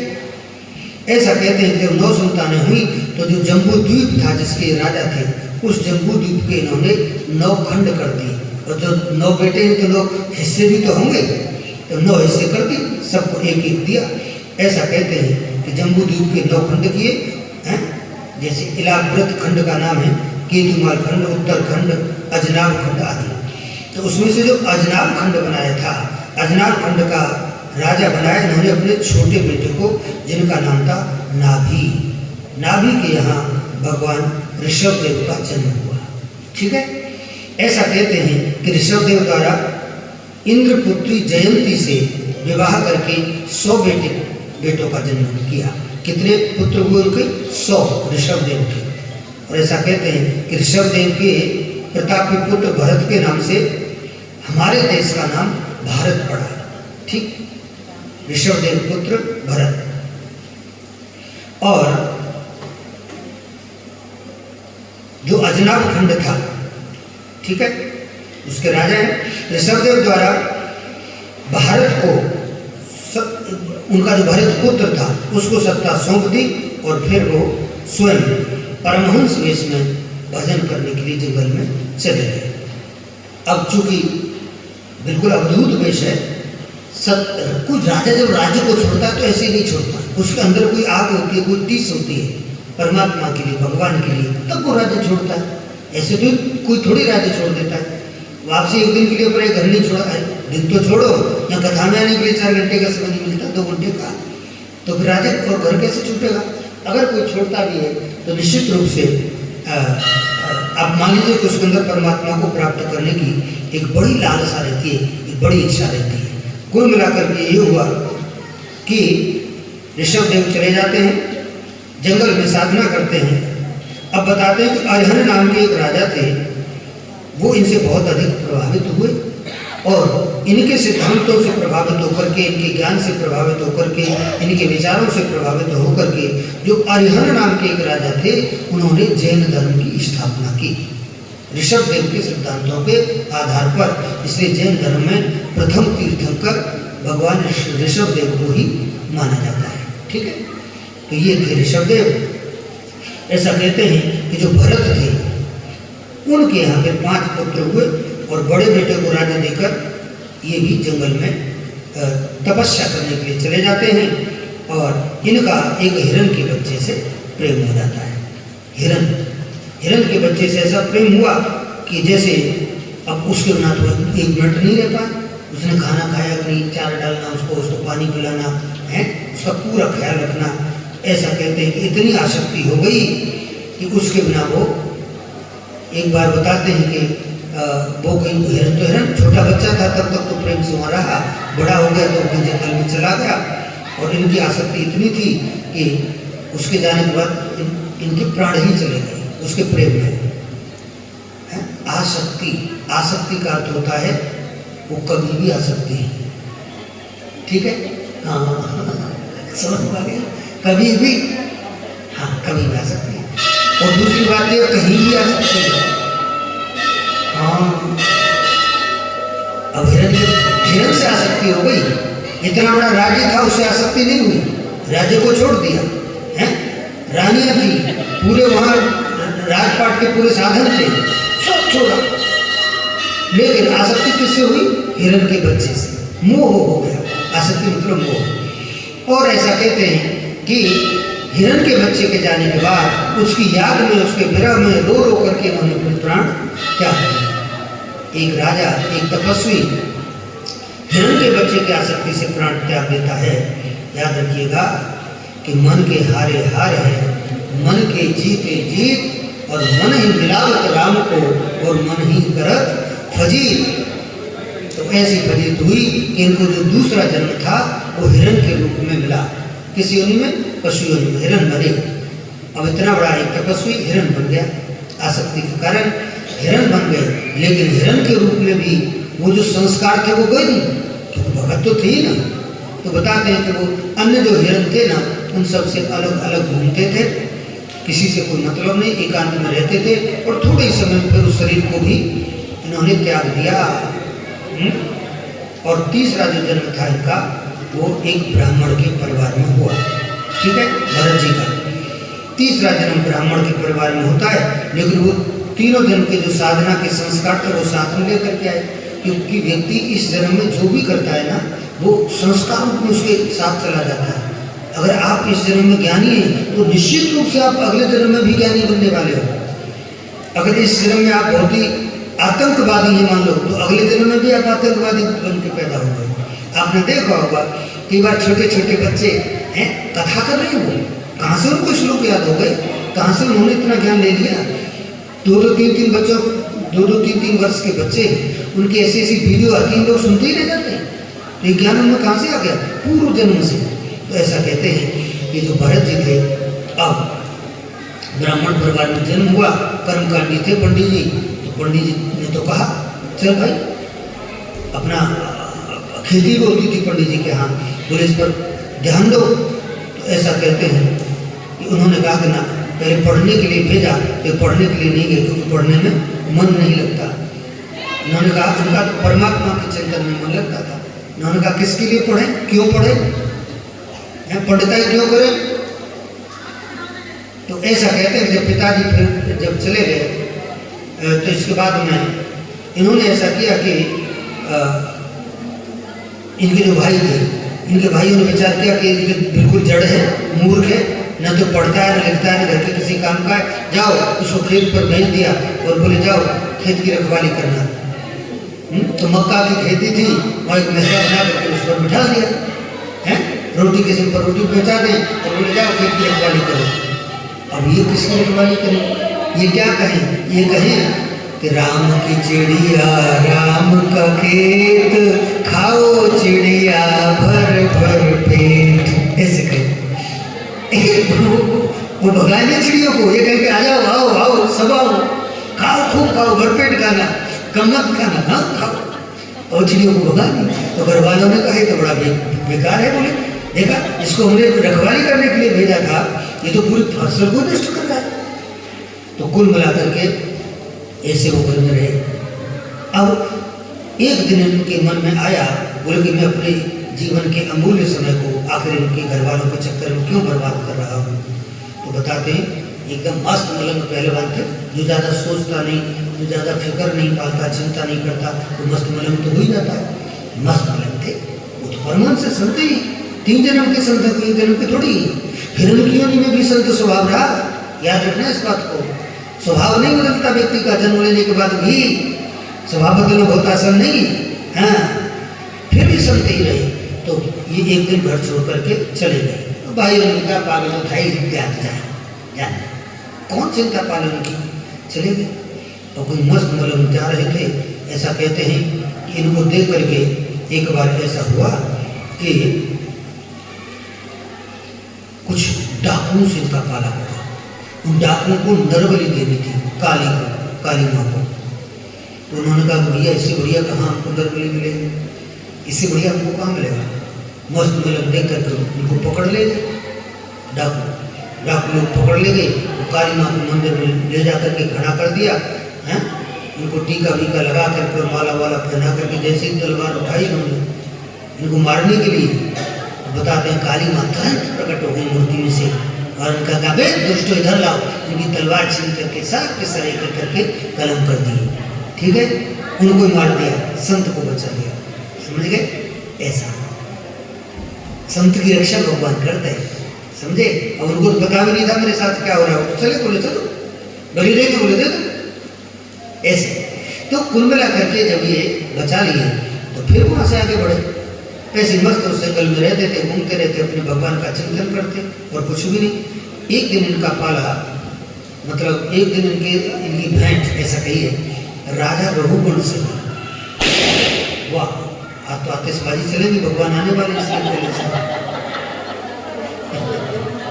हाँ तो जन्म की खुशी है, होना चाहिए। बारिश भी हो रही है, आज बच्चे कह रहे थे सवेरे, बोले महाराज जी कथा चल रही है इसलिए बारिश हो रही है। हाँ मैंने कहा ये बात तो ठीक है, बोले कथा सफल हो गई, ऐसा कहा उन्होंने छोटे बच्चे ने, इसीलिए ये नहीं दूसरा था। तो मैंने कहा चलो ऐसे ही मान लेते हैं, बिल्कुल सही बात है। लेकिन ये बेमौसम की बरसातें उनकी बहुत अच्छी नहीं भी है। तो कुल मिलाकर के राजा रघुगण जो है वो पालकी में बैठ करके जा रहे थे। पालकी जानते हैं आप? पालकी क्या? हाँ ठीक है, हाँ डोली, बिल्कुल सही है। तो बताते हैं उसमें 4 लोग जो है उसको उठाते थे, कहार, 2 आगे लगते 2 पीछे। तो उनका एक जो कहार था वो बीमार पड़ गया। तो उनका अब किसको जोड़े, वही ये नजर आ गए। तो राजा रघुगण ने कहा कि देखो ये इसको जोड़ लो इसको। ये क्या बस पहलवान जा रहा है, इनको पालकी में जोड़ लिया। अब पालकी में जोड़ के लिया लेकिन ऐसे चलना नहीं आए। अब पालकी में थोड़ा संभल करके चलना पड़ता है। ऊपर राजा बैठा है उसमें, और ये तो अपनी मस्ती में चले, जैसे कोई चींटी आ जाए तो उछल जाए, जब वो उछले तो राजा का सिर फूट जाए। ये हाँ, तो राजा ने एक बार देखा, 2 बार देखा, तो बार बार चलना ही नहीं जाने। तब फिर राजा रघुगण को गुस्सा आ गया, और राजा रघुगण ने कहा, उनको डांटा, कहा रोको, अबे क्या कर रहे हो, चलना नहीं जानते हो, कैसे कैसे पालकी चला रहे हो? उन्होंने कहा जी हम तो अच्छे चला रहे हैं, ये नया रंगरूट जो जोड़ा है यही गड़बड़ी कर रहा है, ये चलना नहीं जानता। राजा ने फिर बताते हैं कि राजा रघुगण ने इनको जड़भद्र को बहुत डांटा। अबे बोले देख कितना मस्त मलंग हो रहा है, तो चलना नहीं आता, इतना मोटा हो रहा है, कम से कम पालकी चलाना तो जान सकता है, इतना भी नहीं जानता, कुछ भी नहीं जानता है, ऐसे खा करके मोटा हो गया है, लगता है तेरी चिकित्सा करनी पड़ेगी, इलाज करना पड़ेगा, मतलब मारना पड़ेगा तुझे। ऐसा गुस्सा होकर के बोला, तो गुस्सा होकर के बोला तो फिर ये मोह रहते थे, किसी से बोलते नहीं थे। जड़ भरत जी किसी से बोलते नहीं थे, जब ब्राह्मण के परिवार में आए छोटी उम्र से मोहन, इसलिए सब उनको पागल पागल कहते थे। और परमहंस और पागल में ज़्यादा अंतर होता भी नहीं, थोड़ा सा बारीक से रेखा एक नहीं पहचान पाता। परमहंस को लोग पागल ही कहते हैं, सुखदेव जी को तो पागल ही कहा बच्चों ने। हाँ, तो कहने का मतलब ये है कि थे क्या वो सोच रहे कि महाराज जी आपके कान पर ही फूटेंगे, उनको फूटो भाई, आपकी जैसी इच्छा, हम तो आपको रोक भी नहीं सकते हैं। हाँ, क्योंकि ये सब परमात्मा के अधीन है। तो कुल मिलाकर के राजा रघुगण ने जब ये कहा कि त्वयोदितम व्यक्तम विप्रलब्धम भर्तुः समय साधत वीर भारः गंतुर यदि साधधि गम्य मध्वा ये वेतरासो नभिंदा प्रवादः। बोले इन्होंने उत्तर दिया है, बोले कि आप किसको दंड देने की बात कर रहे हो? शरीर को? बोले आप शरीर को मारने की बात कर रहे हो, शरीर को धमकी दे रहे हो, शरीर को डांट रहे हो, तो आप याद रखो राजा जी कि मैं शरीर नहीं हूँ। क्या आप मुझे अगर शरीर मान रहे हो, जड़ भरत कह रहे हैं जो कभी नहीं बोलते थे, आज बोले, और बोले तो ऐसा बोले। राजा से कहा कि किसकी चिकित्सा करोगे, किसका इलाज करोगे, किसको डांट रहे हो? ये शरीर को? बोले मैं शरीर नहीं हूँ। जड़ भरत ने कहा तो मैं शरीर नहीं हूँ। बोले कि आपने जो कहा कि बस ये जो आपने कहा वो शरीर के लिए है, तो ये आपने गलत कहा है। अगर कोई भार नाम की वस्तु है तो उस भार नाम की वस्तु को ढोने के लिए मैं नहीं हूं, क्योंकि मैं शरीर हूं ही नहीं, इसलिए है। वो आपके वजन को कोई जो वजन ढोने वाला होगा ढोए, आपके वजन को ढोने से मेरा क्या मतलब है? राजा रघुगण को समझ नहीं पा रहे थे। आपने कहा कि चलना नहीं जानता, अरे तो चले, वो तो चलना जिसका चलना धर्म हो, मेरा चलना धर्म नहीं। कुल मिलाकर के राजा रघुगण ने कहा कि ये तो कुछ अजीब लग रहे हैं, ये जो बोल रहे हैं ये तो किसी महान विद्वान की भाषा है। तो संतों की अपनी मस्ती होती है। राजा रघुगण पालकी से नीचे उतरे और नीचे उतर करके फिर वो पूछने लगे। रघुगण ने पूछा कि कस्तोम निगूढ़श्चर्षित द्विजानाम विभर्ष सूत्रम कथमोपधूतः। देवदूत आप कौन हो? मैं आपको पहचान नहीं पाया, लगता है मुझसे कोई गलती हो गई। आपने जो उत्तर दिया है, आपकी वाणी जो है तो महापुरुषों की वाणी है। ये तो हम तो आपको ऐसी समझ रहे थे, पागल समझ रहे थे। हैं कहीं आप वशिष्ठ तो नहीं है, कहीं आप दत्तात्रेय भगवान तो नहीं है, ऐसा है। तो जब वो ऐसा कहने लगे तब उन्होंने कहा कि मैं तो आप जैसे किसी महापुरुष की खोज में जा रहा था, किसी संत से मिलने के लिए जा रहे थे राजा रघुगण, किसी ज्ञानी संत से, किसी विद्वान संत से, किसी महान संत से। तो राजा रघुगण ने कहा प्रभु लगता है मुझसे कोई गलती हो गई, मैं तो आप जैसे किसी संत की खोज में जा रहा था और मुझे तो कहीं ऐसा लग रहा है कि मैंने किसी संत का अपमान तो नहीं कर दिया, मैंने अपनी पालकी में आपको जोड़ लिया अज्ञान के कारण। तो वहां वो थोड़ा संवाद करना चाहा, सत्संग करना चाहा। प्रश्न किया कि शरीर का संबंध किससे है। राजा रघुगण ने जड़ भरत जी से पूछा कि शरीर का संबंध किससे है, इंद्रियों से है, मन से है या आत्मा से। ठीक है, तो इन्होंने कहा कि शरीर इंद्रिय है, शरीर से इंद्रियां और इंद्रियों से मन और मन से आत्मा, ये इस प्रकार शरीर इसका संबंध है। और उन्होंने दूसरा प्रश्न किया कि आप जो मुझसे प्रश्न कर रहे हो, उन्होंने कहा कि आप ये बताइए कि जब शरीर को दुख होता है तो फिर आत्मा को दुख होता है कि नहीं। उन्होंने कहा कि नहीं होता। बोले क्यों नहीं होता। राजा रघुगण ने कहा कि अगर किसी पतीली को चूल्हे पर रख दिया जाए, उसमें जल डाल दिया जाए, गर्म होने पर चावल डाल दिया जाए, तो हम देखते हैं कि आग जलती है, आग से पतीली गर्म हो जाती है, पतीली से पानी गर्म होता है और पानी से चावल गर्म होते हो, चावल बन जाते हैं, खीर बन जाती है, खिचड़ी बन जाती है। तो फिर जब आग सीधे चावल से नहीं टकराती, लेकिन फिर भी आग सीधे पानी से भी नहीं टकराती, आग तो केवल तपेली से टकराती है, लेकिन फिर भी खिचड़ी बन जाती है। तो जब आग का संबंध तपेली से होता है, लेकिन जब तपेली गर्म होती है तो पानी गर्म हो जाता है, और पानी के गर्म होने से चावल पक जाते हैं। तो फिर इसी प्रकार से आप जैसा कह रहे हैं कि जब मन को कोई दुख होता हो तो मन के दुख से इंद्रियों को दुख पहुंचेगा, और इंद्रियों के दुख से मन को दुख पहुंचेगा। जब मन दुखी हुआ तो आत्मा दुखी हो जाएगी, ऐसा होना चाहिए। तब राजा रघुगण ने कहा कि आप बातें तो विद्वानों जैसी कर रहे हो, लेकिन बिल्कुल मूर्ख नजर आ रहे हो। बोले क्यों। राजा से कहा कि आप मूर्ख लग रहे हो। बोले मूर्ख इसलिए लग रहे हो कि आप ये नाशवान वस्तु का उदाहरण अविनाशी आत्मा से दे रहे हो। सांसारिक वस्तुओं का उदाहरण आत्मा से मत दो। आत्मा आत्मा है, आत्मा से इनकी तुलना नहीं की जा सकती। वो समझ गए कि विकारी पदार्थों की तुलना हम अविकारी पदार्थों से करें, ये संभव नहीं है।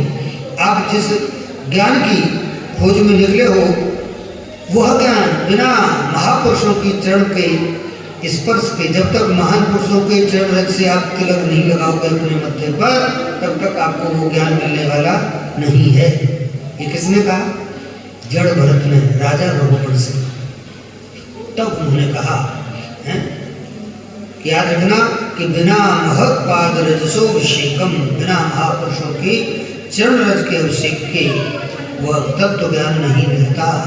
आप उस ज्ञान को प्राप्त करना चाहते हो तो पहले जो महापुरुष हैं, जो संत हैं, ज्ञानी हैं, आप पहले उनके चरणों में नमन करो, उनकी सेवा करो, उनके चरणों की रज अपने मस्तक से लगाओ, हैं?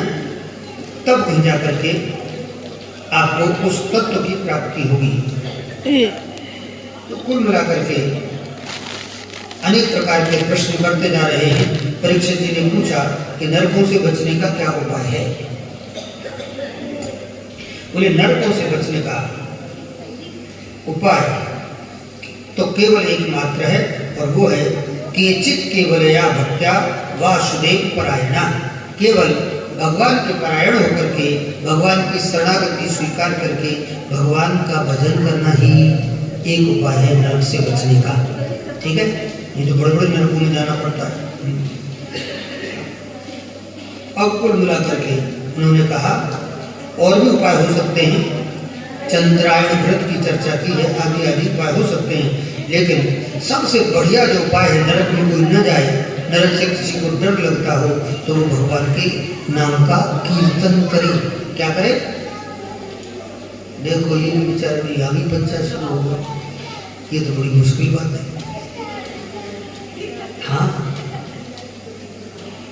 वाह,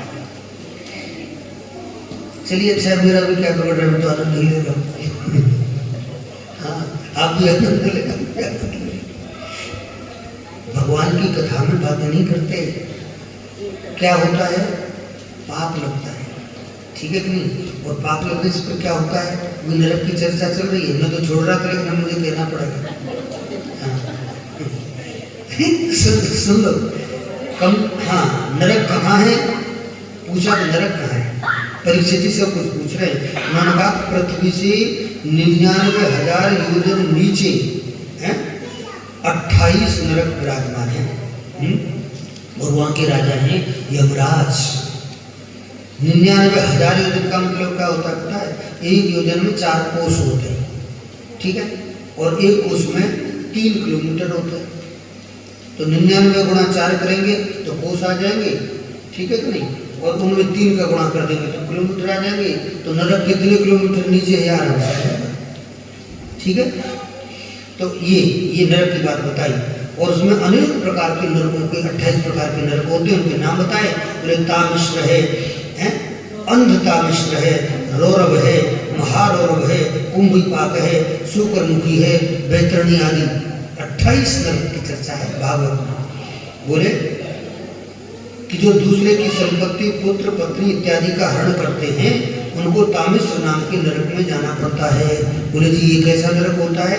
बोले तांबे के समान आग में तपी हुई धरती पर, धरती किसकी होती है? जैसे तांबे की धरती हो, तांबे को आप गर्म कर दो तो कितना गर्म हो जाएगा वो, और उस पर व्यक्ति को पटक दिया जाता है, समझ गए? हाँ, जैसे गर्म कढ़ाई में पटक दो, कितना कठिन काम। बोले प्रभु गलती तो हमसे भी हो जाती है लेकिन हमको नरक में नहीं जाना पड़े, ऐसा कुछ उपाय बता दो। तब परीक्षित जी ने कहा कि कलयुग में लोग गलती तो करेंगे लेकिन गलती करें और फिर भी इनको नरक में नहीं जाना पड़े, ऐसा कोई उपाय बता दो प्रभु। तब कहा कि अगर ऐसी बात है तो उसका एक ही उपाय है और वो है कि व्यक्ति भगवान के नाम का स्मरण करे। श्रीमन नारायण नारायण नारायण, ओम नमः शिवाय, ओम नमः शिवाय, ओम नमः शिवाय, ओम नमो भगवते वासुदेवाय, राम राम सीताराम सीताराम, राधे श्याम, जो अच्छा लगता हो, जिसमें मन लग जाए वही जप, ठीक है। तो जब भगवान के नाम का जप करेंगे तो आप नरक में नहीं जाएंगे। तो ऐसा कहते हैं कि इसका कोई प्रमाण है?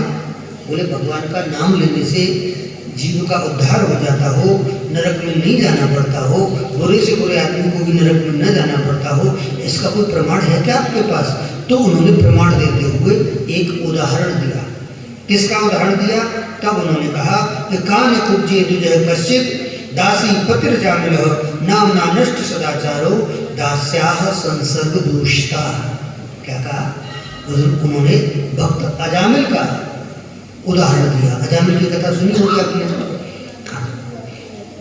वो ऐसी ही कथा है। अजामिल कौन था? बोले अजामिल बड़ा दुष्ट था तो ब्राह्मण, लेकिन दुष्ट था। ब्राह्मण सब अच्छे थोड़े होते हैं, दुष्ट भी होते हैं। वो दुष्ट ब्राह्मण था। किसी भी जाति में व्यक्ति दुष्ट हो सकता है, ऐसा मत सोचना कि ऊंची जाति का तो अच्छा होगा, नीची का तो ना, ऐसा व्यक्ति जाति से महान नहीं होता, व्यक्ति कर्म से महान होता है। तो वो अच्छी जाति में आने के बाद उसके कर्म ऐसे थे कि वो बहुत दूषित था, खराब स्वभाव का था। कुल मिलाकर के उस व्यक्ति के यहाँ एक दिन कुछ संतों का आगमन हुआ। जब संत आए तो संत गलती से किसी से पूछे कि जी इस गांव में कोई भक्त है क्या? कोई भगत जी हो तो एक रात्रि हम वहाँ विश्राम करें, रात्रि रुके, वहाँ भोजन पानी हो। हमारा संतों की मंडली आई। पहले लोग चलते थे जमात लेकर के, आजकल नहीं चलते, बढ़िया भी नहीं चलते आजकल, कोई रोके का भी नहीं।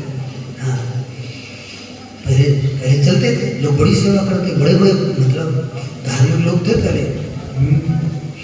खैर कुल मिलाकर के तो गांव वालों ने मजाक करने के लिए संतों से कह दिया कि हाँ जी हमारे यहाँ पे एक ही भक्त हैं, उनका नाम है अजामिल पंडित जी। वो पंडित जी के घर भेज दिया, समझ गए? अच्छा युवक पंडित जी से घर में थे नहीं, पंडितानी जी थी। और अच्छा ये था, अक्सर करके होता है कि आदमी का स्वभाव अगर ठीक नहीं हो तो अक्सर करके पत्नी का स्वभाव अच्छा होता है, और किसी आदमी का स्वभाव ज़्यादा अच्छा हो तो पत्नी उतनी खड़ूस टाइप की रहती है, धुंधली। सब ऐसे नहीं होते, कोई कोई ऐसा मानिए। तो वो पंडितानी जी बड़ी अच्छी थी। पंडितानी जी ने कहा कि आइए महाराज जी पधारिए, स्वागत है आपका, दंडवत प्रणाम, आशीर्वाद दीजिए, कैसे आज आपने हमको दर्शन दिए, हमारे यहाँ तो कभी अच्छे लोग आते नहीं है प्रभु, आप कैसे? बोले कुछ नहीं, हमने तो बस भगत का नाम सुना, नाम सुन करके चले आए। उसने कहा कि आपने नाम सुना? किसका नाम सुना? बोले भगत अजामिल का। बोले अजामिल भगत? भगत किसने बता दिया? बोले गांव वालों ने बताया है। उसकी पत्नी समझ गई कि गांव वालों ने मजाक कर दी इसके साथ, पंडित संतों के साथ, लेकिन अब करें क्या? उन्होंने कहा कि महाराज कोई भगत वगैरह नहीं है, वो तो बड़ा दुष्ट आदमी है, खराब है मेरा आदमी, आप यहाँ मत रहिए, नहीं तो आप भोजन और रुकना ये सब तो छोड़ो, आपके टाट कमंडल भी छीन लेगा। वो क्या करेगा? आपके पास जो टाट कमंडल है उनको भी छीन लेगा, मेरा आदमी ऐसा है। उसने खूब मना किया, लेकिन अब संत सोचे कि शायद ये रोकना नहीं चाहती है, इसलिए ऐसा कह रही है। उन्होंने ऐसा सोचा, तो उन्होंने कहा कोई बात नहीं बेटा, हम तो आगे तो आगे, अब हम रात हो गए, तुम जाएंगे कहाँ? आप तो रात्रि विश्राम यहीं करेंगे। घर के सामने कोई पेड़ था, उसके नीचे उन्होंने अपना दूना जमा लिया। ऐसा कहते वो आया अजामिल। अजामिल का कौन है लोग, कहाँ से आए, मेरे यहाँ कैसे ये आकर के रुक गए? पत्नी की हिम्मत पड़े नहीं कि मैंने रोक लिया, वो बेचारी ने मना भी किया था। संतों ने कहा कि अरे भगत जी आप ये क्या मजाक कर रहे हो? हमने तो आपका बड़ा नाम सुना है, आप तो बड़े उच्च कोटि के भक्त हैं, आपका तो पूरे एरिया में नाम चलता है। जहाँ हमने पूछा भक्त अजामिल को बताया लोगों ने, इसलिए हम आ गए। तो उसने कहा कि मैं भगत तो नहीं हूँ, आपको किसी ने गलत बता दिया है, हैं? आपको पता नहीं मैं कौन हूँ, आपके टाट कुंडल छीन लूंगा भी। संतों ने कहा कि हमारे पास जो है यही है, एक कंबल है, चाहे तो तू ले ले इसको, हैं? चलो कोई बात नहीं, आगे तो रुक जाओ, लेकिन सवेरे जल्दी चले जाना, सबसे पहले उठ करके, मुझे डिस्टर्ब नहीं करने का। तो उन्होंने कहा कि फिर बेटे अगर हम आ ही गए हैं और हम मिल ही गए हैं उससे, और यहाँ बैठे हमने धूना जमा ही लिया है, तो हम तो चले जाएंगे यहीं जाने के लिए, लेकिन एक बात याद रखना। बोले हमारी ऐसी इच्छा है कि अब तेरे यहाँ पे बालक हो ना, तो उसका नाम तो नारायण रख लेना। क्या रख लेना? नारायण। बोले इससे आपको क्या मतलब? मैं अपने बेटे का नाम कुछ भी रखूँ, चाहे टीकू रखूँ, रिंकू रखूँ, डप्पू रखूँ, तो आपको क्या मतलब? हाँ, बोले भैया तो फिर भी हम संत हैं और हमें चाहते हैं कि आप यहाँ अगली जो संतान हो उसका नाम नारायण रखें। इसने कहा हाँ रख लेंगे, लेकिन महाराज आप यहाँ से हम रख लेंगे। वो भी टालने लगा था, तो संत तो चले गए, लेकिन इस व्यक्ति ने बाद में बच्चे का नाम नारायण रख लिया। कोई कितना भी बुरा व्यक्ति हो, लेकिन थोड़े अंश में कहीं ना कहीं उसके अंदर अच्छाई होती है। हाँ, बुरे लोग भी कई मामलों में अच्छे होते हैं। ये बात इसने मान ली संतों की, बच्चे का नाम नारायण रखा, परिणाम हुआ कि अब तो बच्चे से तो प्यार होता ही है। नारायण धरा थोड़ा खिलाए तो नारायण, बुलाए तो नारायण, निलाए तो नारायण, नारायण नारायण निकले दिन भर। और नारायण थोड़ी देर नहीं दिखे तो अरे नारायण कहाँ है, नारायण कहाँ है? बच्चे से तो प्रेम होता ही है, तो ये नारायण नारायण हर काम में कहने लगा, और इसी बीच में इसके प्राण निकल गए, मर गया। प्राण निकले तो ये प्राण निकले नहीं तो निकलने वाले थे, निकले नहीं थे, प्राण निकलने वाले थे। तो इसकी जब डरा भयभीत हुआ तो इसने चिल्लाया नारायण नारायण नारायण नारायण। वो तो बुला रहा था अपने बेटे को, बेटा तो आया नहीं, भगवान नारायण के पार्षद आ गए। समझ गए? भगवान के सेवक आ गए, भगवान के सेवक आकर के हाजिर हो गए। और जैसे यमदूतों को पता चला वो दुष्ट आत्मा उस गांव में मरने वाला है, तो यमराज ने अपने दूतों को भेज दिया। तो इधर तो नारायण के पार्षद और इधर यम के दूत। ठीक है? अच्छा एक बात याद रखना, यमराज और धर्मराज दो नाम आपने सुने होंगे, लेकिन ये दो अलग अलग नहीं है, एक ही व्यक्ति है। ठीक है? अगर आप अच्छे काम करते हैं तो वो धर्मराज बन के अच्छे कामों का आपको फल देते हैं, और अगर आप बुरे काम करते हैं तो वही यमराज बन करके आपको बुरे कर्मों का दंड देते हैं। ठीक है? एक ही, लेकिन दो जिम्मेवारी निभाते हैं। तो उधर से कुल मिलाकर के धर्मराज के हैं, हाँ नहीं, भगवान विष्णु के पार्षद आते हैं, और फिर कुल मिलाकर के आपस में इनमें बड़ा विवाद हो गया। उन्होंने कहा जी आप कौन हैं? बोले आप कौन हैं, परिचय दो अपना, है? तो भगवान के पार्षद थे, उन्होंने कहा कि सुनो ये भगत है, इसने हमारे भगवान का नाम लिया है, नारायण नारायण कहा है, इसलिए हम इसको लेने के लिए आए। और जो यमदूत के जो थे, यमदूत जो थे, यमदूतों ने कहा कि ये भगत नहीं है, ये हमारा केस है, वो कहे हमारा केस है, वो कहे हमारा केस है। अब बताओ, व्यक्ति एक और लेने वाले दो, एक कह रहे हम स्वर्ग में ले जाएंगे, कह रहे नरक में ले जाएंगे। उन दोनों में आपस में लड़ाई होने लगी। ये बेचारा चुपचाप देखने लगा कि वो कह रहा है, मेरे लिए पार्षद आ गए और मेरे लिए तेरे यमदूत भी खड़े हैं, हे भगवान ये होकर है, मैंने भला नारायण ले लिया। अब तो कुल मिलाकर के बहुत देर तक इनको बड़ा आपस में वाद विवाद हुआ, मारपीट पर नौबत आ गई। भगवान के पास दोनों थोड़ी देर तक समझाया, वो जब नहीं माने तो यमदूतों को मारपीट करके वहां से भगा दिया, ये भागो। हालांकि यमदूतों ने बहुत देर तक तर्क किए, उन्होंने कहा कि नारायण नहीं कहा इसने, भगवान का नाम नहीं लिया, इसने तो अपने बेटे का नाम लिया है। तब भगवान के पास उन्होंने कहा कि बेटे का नाम लिया है तो बेटा तो अभी थोड़े दिन से बेटे का नाम नारायण है, हमारे प्रभु तो हमेशा से उनका नाम है नारायण, तो पहले तो भगवान का नाम नारायण है ना, तो भगवान का ही नाम माना जाएगा, बेटे का नहीं माना जाएगा, इसलिए हमारा केस है। अभी यम के जो दूत थे ये बेचारे घबराए यमराज के पास पहुंचे, बोले कि आप भी हमको कहाँ कहाँ भेज देते हो, लो अपने ये हैं। उन्होंने अपने जो थे उनके पास हथियार वो सब पटक दिए मान लीजिए, और कहा कि अपनी धर्मशाला संभालो, हमसे नहीं होती आपकी नौकरी। यमराज ने कहा क्यों, क्या हुआ? अरे बोले आप कैसे जगह भेज देते हो, हमारी पिटाई हो गई आज वहाँ, और केस भी हमको नहीं हमारे हाथ लगा, हमको भगा दिया वहाँ से पीट करके। बोले हुआ क्या? बोले ऐसे बात है, वहाँ एक व्यक्ति था, उसने एक बार नारायण कह दिया, अपने बच्चे को बुला लिया, और वहाँ न जाने कौन वो पीले कपड़े पहन के आ गया, वो सब तिलक लगा के भगवान के पास सच्चा रात वाले बोली ना, एक बार तो आपने ले दिया, दोबारा मत लेना, नारायण मत कहना आप दोबारा। बोले क्यों? अरे हमारे तो पूरा भट्टा ही बैठ जाएगा, सब भाग जाएंगे, ये सब मुक्त हो जाएंगे जितनी भी पड़े नरक में। हाँ बोले नरक में नारायण का नाम नहीं लेते, खबरदार दोबारा लिया तो। बोले अच्छा? बोले हाँ। अरे पागलों, वो नारायण कौन है आप नहीं जानते क्या? ये वही भगवान नारायण है, विष्णु भगवान। हाँ, और उनका नाम कोई अगर ले ले तो वो नरक में रह नहीं सकता, आ नहीं सकता यहाँ, वो तो उन्हीं के थे। वो भला हुआ कि आपको पीट पाट के भगा दिए, और ज़्यादा भी कुछ हो सकता था। तो यमदूतों ने कहा कि अब हमको दोबारा कहीं मत भेजना। बोले आप तो प्रभु एक बात आपको हमको जरूर बतानी पड़ेगी, या तो आप हमको कहीं भेजिए मत, और भेजो तो आप हमको बताना पड़ेगा आपको कि हम किसको लाएं किसको नहीं लाएं, ठीक है? उन्होंने कहा कुछ भी सही, लेकिन आप ऐसे तर्क जो आज आपने की है कभी जीवन में किसी से करने का नहीं, क्योंकि भाई अनख आलस हो, नाम जपत मंगल दस हो। कोई कैसे भी भगवान का नाम ले, लेकिन उसका तो उद्धार होता ही है। तो कुल मिलाकर के उन्होंने कहा इसमें आखिर ऐसा क्या है? बोले ऐसा ये है कि एक बार आपके साथ इतनी बड़ी घटना घटित हो गई, फिर भी आपको समझ में नहीं आया कि नाम में ऐसा क्या है। नाम में ऐसा ही है तो उसने अपने बेटे का नाम लिया, तब भी देख लो आपकी हालत बना दी और आपको भाग के यहाँ आना पड़ा है। ये नाम का ही तो प्रभाव है।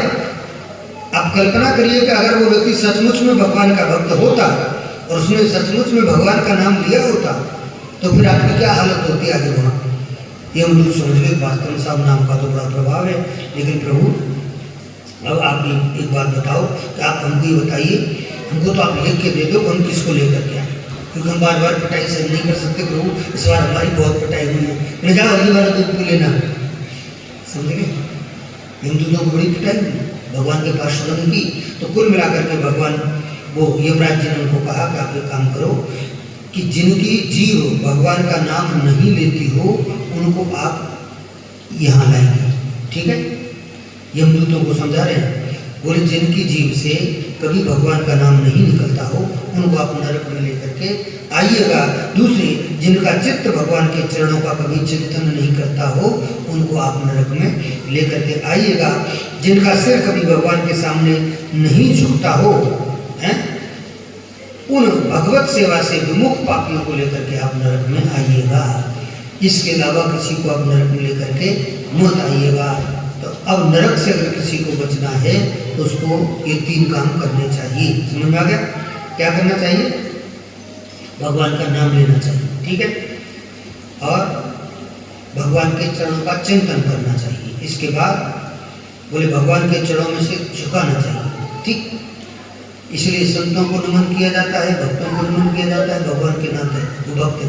अब बात ये विचार करने की बात है कि जो भगवान को मान लेते हैं, भगवान से अपना रिश्ता बना लेते हैं, जैसे संत हैं, भक्त हैं, उनको भी लोग सम्मान देते हैं, ठीक। तो 3 चीज़ें हैं, तीनों जरूरी हैं। अगर हम भगवान को मानेंगे, भगवान का नाम लेंगे, तो हम भगवान को प्रणाम भी करेंगे, और भगवान को प्रणाम करेंगे तो स्वाभाविक है, फिर भगवान के भक्तों का को भी प्रणाम करेंगे। ऐसे जो लोग होते हैं जो तिलक लगाते हैं, फिर उनको यमदूत लेने के लिए नहीं आते। ये बात यमदूतों की समझ में आ गई और कुल मिलाकर के इसके बाद उन्होंने अपना मन बना लिया कि अब अपने को ऐसा कुछ नहीं करना। अब जो जो यमराज जी ने हमको बता दिया है हम उन्हीं लोगों को लेकर के आएंगे, बाकी किसी को परेशान नहीं करेंगे, क्योंकि उनके चक्कर में हमारी पिटाई हो जाती है, इसलिए भविष्य में हम कभी ऐसी गलती नहीं करेंगे। इसके बाद में परीक्षित जी कहते हैं कि प्रभु सुखदेव जी से कहा, बोले आपने ध्रुव वंश का वर्णन तो किया, लेकिन हमको लगा कुछ अधूरा वर्णन किया। आप प्राचीन वर्ही के बाद वो जो वंश था ध्रुव जी का, उसके बाद क्या हुआ आपने ये नहीं बताया, आपने केवल ये बता करके छोड़ दिया। तो प्रचेताओं ने पूछा जीव के कल्याण का क्या उपाय है, इसके बाद आप आगे नहीं बढ़े, आगे कुछ हुआ कि नहीं ध्रुव जी के वंश में। तो सुखदेव जी ने कहा कि ध्रुव जी के वंश में हुआ, बहुत अच्छा हुआ, ध्यान से सुने। बोले कि जो प्राचीन वर्ही के प्रचेतागण हुए ना, उन्होंने वार्ची कन्या से विवाह करके दक्ष को जन्म दिया। प्रचेताओं ने किसको जन्म दिया? दक्ष को, ठीक है। और दक्ष ने अश्विनी कन्या से विवाह करके सृष्टि का के विस्तार का संकल्प लिया, ठीक। अब ऐसा कहते हैं कि जो दक्ष थे इन्होंने भगवान की एक लंबे समय तक तपस्या की। क्या की? तपस्या। आजकल गड़बड़ ये हो रही है कि लोग तपस्या नहीं करते, भक्ति नहीं करते, ज्ञान प्राप्त नहीं करते, साधना नहीं करते हैं। क्या करते हैं? बोले जैसे थोड़े बड़े हुए जल्दी से बच्चे की शादी करो, नहीं तो फिर बाद में होगी नहीं। लोग ये अच्छा है कि आजकल लोग पढ़ने लिखने लगे और आजकल तो पूरा सिस्टम ही बदल गया, अब तो कुछ ज़्यादा कहने सुनने के लायक रहा नहीं है। लेकिन फिर भी जो शास्त्र कहते हैं उनको थोड़ा संकेत हमको तो करना ही पड़ेगा ना आपको। शास्त्र कहते हैं पहले तपस्या करो, 1000 ऐसा कहते हैं कि वर्षों तक तपस्या करने के बाद दक्ष जो है इन्होंने 10,000 बच्चों को जन्म दिया। कितने? हे भगवान है। अब आगे नारद जी ने आकर के 10,000 बेटों को बाबा बना दिया सबको। दक्ष प्रजापति ने कहा मेरे 10,000 बेटों को एक साथ नारद ने बाबा बना दिया, मैंने सृष्टि का विस्तार करने के लिए इनको पैदा किया था, हैं? तो नारद जी पर बहुत गुस्सा हुआ। फिर उन्होंने दोबारा में फिर 1,000 बच्चे पैदा किए। कितने? 1,000। और फिर नारद जी आए दोबारा और फिर उनको बाबा बना दिया। अब तो इनकी क्रोध का ठिकाना नहीं। अब तो एक दिन संयोग से नारद जी इनसे टकरा भी गए, तो नारद जी को 1000 गालियाँ दी और साथ में श्राप अलग से दे दिया। बोले जाओ मैं श्राप देता हूँ कि एक घड़ी से अधिक आप नहीं रोक नहीं सकते। समझ गए? आप कोई रोक नहीं पाओगे। तो आज तक नारद जी को दक्ष का श्राप लगा हुआ है, इसलिए श्रीमन नारायण नारायण करते बीड़ा बजाते हुए घूमते रहते, रुकते नहीं। हाँ, ये दक्ष का श्राप है। इसके बाद ऐसा कहते हैं कि दक्ष द्वारा नारद जी को श्राप तो दे दिया, लेकिन तीसरी बार में दक्ष ने फिर 60 कन्याओं को जन्म दिया। कितनी? 60 बेटियां हुई। और ऐसा कहते हैं उसमें जो 27 बेटियां थी वो चंद्रमा को दे दी, ब्याही चंद्रमा के लिए। ये 27 बेटियां मतलब जिनके नाम पर नक्षत्रों के नाम पड़े, 27 नक्षत्र आप जानते ही हैं सब, है? अश्विनी वर्णी आदि। इसके बाद में जो 13 कन्याएं थी, वो 13 कन्याएं आपने शायद उस दिन सुना भी होगा।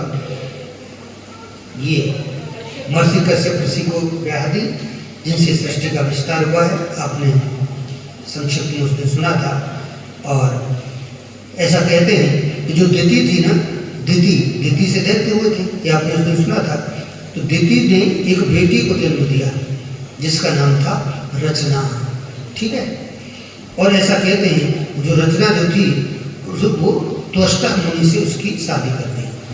तो त्वष्टा मुनि से शादी होने पर उनके 2 बेटे हुए, विश्वरूप और सन्निवेश, ठीक है। ऐसा कहते हैं जो विश्वरूप थे इनको कुछ समय के लिए देवताओं का पुरोहित बना दिया गया था।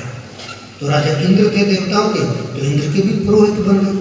तो ऐसा कहते हैं कि इन्होंने ही विश्वरूप ने, अब देखो माँ जो है वो राक्षसी है, ठीक है नहीं, लेकिन पिता महर्षि कश्यप तो दोनों का अंश में है। किसमें? विश्व रूप में। माँ जो है वो राक्षस परिवार से आती है और पिताजी तो है, वो तो देव परिवार से हैं।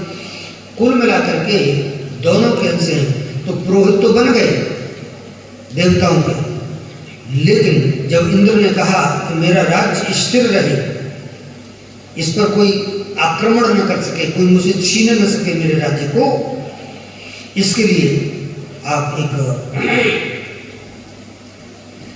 बड़ा यज्ञ करें, ठीक है, जप करें, कोई अनुष्ठान करें जिसके द्वारा मेरा राज्य सुरक्षित हो सके।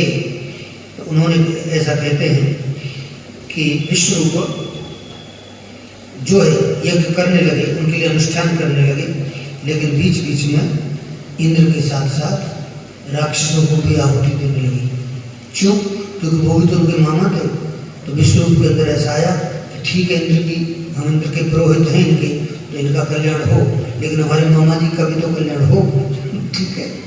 ऐसी भावना से कुल मिलाकर के ये संदेश किसी प्रकार से इंद्र को पता चल गया। ये बात इंद्र को पता चली कि विश्वरूप से यज्ञ तो मैं करा रहा हूँ, लेकिन वो कहीं कहीं मेरे साथ गद्दारी कर रहा है और राक्षसों को भी आहुति दे रहा है। इसलिए पता है, इंद्र ने विष्णु का सिर काट दिया। गुरु पुत्र था, त्वष्टा मुनि के पुत्र था, इसलिए इंद्र को लग गई ब्रह्म हत्या। ठीक है, ब्रह्म हत्या लग गई। जब ब्रह्म हत्या लग गई तो इंद्र बहुत परेशान। उसने कहा कि अब क्या करना चाहिए, ठीक है। और नारायण कवच का जो पाठ था, नारायण कवच का उपदेश, वो विश्वरूप जी इंद्र को दे चुके। नारायण कवच सामान्य चीज नहीं है, इसमें भागवत में नारायण कवच की चर्चा है। और नारायण कवच का पाठ आप सबको करना चाहिए। इवन प्रत्येक व्यक्ति को रोज नारायण कवच का पाठ करना चाहिए, अगर वो अपने को सुरक्षित रखना चाहता है। सुरक्षा के लिए नारायण कवच का पाठ किया जाता है। आप कितनी भी बड़ी समस्या में फंस जाएं तो भी नारायण कवच का पाठ किया जाता है। कोरोना काल में कई सारे लोगों का स्वास्थ्य नारायण कवच का पाठ करने से ठीक हुआ। इसके 1100 पाठ संकल्प के साथ व्यक्ति के कराने चाहिए पंडित। ये आपको एक फॉर्मूला मिलेगा पीछे। हाँ, अगर कोई वो व्यक्ति बहुत ज़्यादा बीमार है, उसकी प्राण रक्षा के लिए हम नारायण कवच का उसके नाम के संकल्प के साथ पवित्र मन से 1100 पाठ कर दें, व्यक्ति ठीक हो जाएगा। अगर कोई बहुत बड़ी संकट में फंस गया है तो भी वो 1100 पाठ अगर नारायण कवच के करता है, यानी ब्राह्मणों से कराता है, तो निश्चित रूप से उसको उस समस्या से मुक्ति मिलेगी। तो ऐसा नारायण कवच है। तो ऐसा कहते हैं, तब इंद्रदेव ने इसके बाद भी विश्वरूप का जब वध कर दिया और इसको कुल मिलाकर के ब्रह्म हत्या का पाप लग गया, तो अब क्या करें? तो बताते हैं, इस पाप को इंद्र ने 4 भागों में बांट दिया। ब्रह्म हत्या के पाप को कहाँ बांटा? सबसे पहले पृथ्वी को दिया। तो पृथ्वी में ऊसरपन पैदा हो गया, ऊसर भूमि, जिसमें खेती नहीं होती, बंजर भूमि। तो जो बंजर भूमि होती है, जिसमें फसल नहीं होती, वो इंद्र की वो विश्वरूप वाली वो है ब्रह्म हत्या। ठीक है। और दूसरे नंबर पर जल में दिया, जल। तो जल में जो काई आती है, काई तो आप जानते ही हैं, हाँ, जल में, वो भी उसी का पाप है, ब्रह्म हत्या का। इसको दे दिया जल को। और तीसरे वृक्षों को दिया। तो वृक्षों में ये तो गोंद आता है, गोंद आप जानते ही हैं, वो उसी का ब्रह्म हत्या का परिणाम है। और चौथे नंबर पर ये माता बहनों को जो रजो दर्शन होता है, ये भी उसी का परिणाम है, माता बहनों को दे दिया। तो ऐसे करके इंद्र ने उस पाप को बांट दिया। और अब त्वष्टा मुनि को जब ये पता चला कि मेरे बेटे को विश्वरूप को इंद्र ने मार दिया, धोखे से गुरु बना करके मार दिया है, तो बहुत बड़ा पाप हुआ, बहुत बड़ा पाप हुआ भाई, छोटा मोटा पाप थोड़ी था। ब्रह्म हत्या का पाप बहुत बड़ा पाप होता है। ऐसे तो किसी की भी हत्या का पाप बहुत बड़ा पाप होता है। आजकल एक बड़ा भारी फैशन चला हुआ है समाज में, और वो फैशन ये है कि लोग गर्भ के अंदर ही बच्चे को मार देते हैं। वो तो एक शब्द बोल के अलग हट जाते हैं कि हमने तो सफाई करा दी, बच्चे कितने बच्चे पालते महाराज जी, अरे तुम्हारा भला हो। वो जो हत्या आपने की है वो कई पीढ़ियों तक आपका पीछा नहीं छोड़ने वाली, इतना आसान नहीं है। वो जीव आपके ऊपर भरोसा करके हैं, इस पूरे ब्रह्मांड में आपको चुना था, उसने अपना बाप बनाया, अपनी माँ बनाया, और आपने उसके साथ कितना बड़ा विश्वासघात किया कि पेट के अंदर ही है, बहुत बड़ा पाप है। इसलिए जो व्यक्ति ऐसा कराते हों, अवर्षण जो कराते हैं, उनके लिए कह रहा हूँ, उनके घर का पानी पीने का धर्म नहीं होता। अच्छे लोगों को उनके घर का पानी नहीं पीना चाहिए, भोजन नहीं करना चाहिए, ये तो उनको भी पाप लगता है। शास्त्र ऐसा कहता है। हाँ, बहुत बड़ा पाप है, तो व्यक्ति को ये पाप नहीं करना चाहिए। इसी पाप के कारण अब हमारे पास जब लोग कुंडली लेकर के आते हैं और फिर अपने दुखड़े रोते हैं, तो ठीक है, उनके दुख सुन करके हमारा भी मन दुखी होता है, लेकिन उसमें जो पितृदोष वाले जो केस होते हैं, उनको मैं स्पेशली बात बताता हूँ कि देखो कुछ गड़बड़ी पहले हुई है, इसलिए आपकी कुंडली में पितृदोष आया है। अब पितृदोष को अगर दूर करना है तो ठीक है, जो उसके उपाय है वो हम आपको बता देंगे। वास्तु दोष भी उसका एक कारण रहता है, हम आपको बता देंगे, लेकिन उसकी जड़ में मुख्य कारण ये होता है कि वो बना क्यों। तो उनकी इन चीज़ों की ओर आपको भी ध्यान रखना होगा, भविष्य में कभी ऐसी गलती नहीं करना, नहीं तो आपकी पीढ़ियों तक आपकी बच्चों की कुंडली में पितृदोष आएगा। बोलो, गलती आपने की, वहाँ 5 पीढ़ी बाद आपके बच्चे की कुंडली में पितृदोष आ रहा है। वो इसीलिए आता है, वो बेचारा जीवन भर दुखी रहता है, परेशान रहता है। और जिसके पितृ ही अगर नाराज है तो वो कहाँ से सुखी रहेगा। कुल मिलाकर के त्वष्टा मुनि ने कहा कि अब मैं इस इंद्र से बदला लूंगा, और इंद्र से बदला लेने के लिए त्वष्टा मुनि ने एक बड़ा यज्ञ किया, लेकिन यज्ञ में कोई त्रुटि हो गई, उसके कारण उसे किसी वृत्तासुर पैदा हुआ। कौन पैदा हुआ? वृत्तासुर। और ये जो वृत्तासुर जो था, ये बहुत ही भयंकर दुर्दांत राक्षस था यहाँ के। अब इसे तो सारे देवता भयभीत हो गए हैं, और भगवान के पास गए, बोले प्रभु कैसे भी करके हमको वृत्तासुर से आप बचाइए। भगवान ने कहा वृत्तासुर से बचने का अभी तो कोई उपाय समझ में नहीं आ रहा है, लेकिन हाँ, बोले आप सब अगर दधीचि ऋषि के पास जाएं और उनकी हड्डियां लेकर के आ पाएं, और उससे दधीचि की हड्डियां जो हैं, संत की एक ऋषि की जो हड्डियां हैं, अगर उससे हथियार बनेगा तो बात बनेगी। हैं? बोले क्यों जी, उससे क्या होगा? बोले वो आप लाइए, और फिर दधीचि ऋषि अगर मान जाते हैं, आपको पकड़ देते हैं, तो निश्चित रूप से फिर आपका कल्याण हो सकता है। देवता सब दधीचि ऋषि के पास गए और वहाँ जाकर के दधीचि जी से प्रार्थना की। बोले इस प्रकार से वृत्तासुर का वध होना प्रभु, और वो बिना आपके त्याग के नहीं हो सकता, आपको अपने प्राणों का बलिदान देना पड़ेगा। बताओ ऐसा होता है क्या? लेकिन आपने ऐसा हुआ है, ये आपका देश है, ये आपका धर्म है। संत ने जीते जी गायों से अपने शरीर को चटवा चटवा करके ऐसा कहते हैं, जीते जी प्राण त्याग दिए, और तब कहीं जाकर के वज्र बना इंद्र का, उससे दधीचि ऋषि की हड्डियों से, ठीक है। और तब कहीं जाकर के फिर वृत्तासुर से लड़ने के लिए इंद्र तैयार हुआ। अभी जैसे ही दधीचि ऋषि की हड्डियों से बना ये वज्र इंद्र के हाथ में देखा इसने वृत्तासुर ने, तो पता है वृत्तासुर को उस वज्र में भगवान का दर्शन होने लगा, और वृत्तासुर ने बहुत प्यारी सी प्रार्थना की। था तो असुर, लेकिन जब युद्ध होने जा रहा है इंद्र से, तब वृत्तासुर प्रार्थना कर रहा है। इंद्र को घोर आश्चर्य हुआ कि हे भगवान, बोले ये राक्षस प्रार्थना कर रहा है, और कोई सामान्य प्रार्थना नहीं, इतनी बढ़िया प्रार्थना की है। अहम हरे तब पादैक मूल दासानुदासो भवितस्मि भूयः मनः स्मरेता सुपते गुणस्ते गृह्णन्ति वाकर्म करोतु काय। क्या कहा? प्रभु मेरे ऊपर आपकी ऐसी कृपा हो कि मुझे अगले जन्म में भी अनन्य भाव से जो आपके चरण कमलों का चिंतन करते हैं, आपके उन दासों का, आपके उन भक्तों की सेवा करने का सौभाग्य मिले। आपके भक्तों की, आपके दासों की मैं सेवा कर सकूं, ऐसा सौभाग्य मुझे मिले। कब? अगले जन्म में। कौन कह रहा है? वृत्तासुर राक्षस कह रहा है। इंद्र सुनकर के आश्चर्य में पड़ गया। इतना ही नहीं, बोले प्रभु मेरा मन आपके मंगल में गुणों का स्मरण करे। ठीक है, वृत्तासुर कह रहा है कि मेरा मन आपके गुणों का स्मरण करे। इतना ही नहीं, वो कह रहा है कि मेरी वाणी आपके गुणों का गान करे, और इस शरीर से ये जो शरीर है वो आपकी सेवा में लगा रहे। कुल मिलाकर के इस प्रार्थना से इंद्र भी प्रसन्न हुआ। बोले इसकी तो पूरी मति ही बदल गई। लेकिन प्रार्थना करने के बाद उसको ये तो मालूम था कि इंद्र मुझे मारेगा अगर मैं इंद्र को नहीं मारूंगा तो, क्योंकि वज्र आया ही मेरे लिए। तो बताते हैं कि इंद्र ने उस वज्र से उसके दोनों हाथ काट दिए। जब उसके राक्षसी भाव उसका जागृत हुआ तो बताते हैं कि मुंह फाड़ करके इंद्र की ओर झपटा, और जैसे ही इंद्र की ओर झपटा इंद्र ने दोनों हाथ काट दिए इसकी वज्र से। लेकिन फिर भी वृत्तासुर इंद्र को वज्र सहित निकल गया पेट में। इंद्र पेट के अंदर। इंद्र ने कहा लो अब हथियार भी क्या काम करे, वो तो हथियार सहित ही लेगा, बहुत बड़ा था। अब बताते हैं कि 1 वर्ष बाद इंद्र बाहर आए। इंद्र ने अंदर ही अंदर वज्र से उसके पेट को फाड़ा।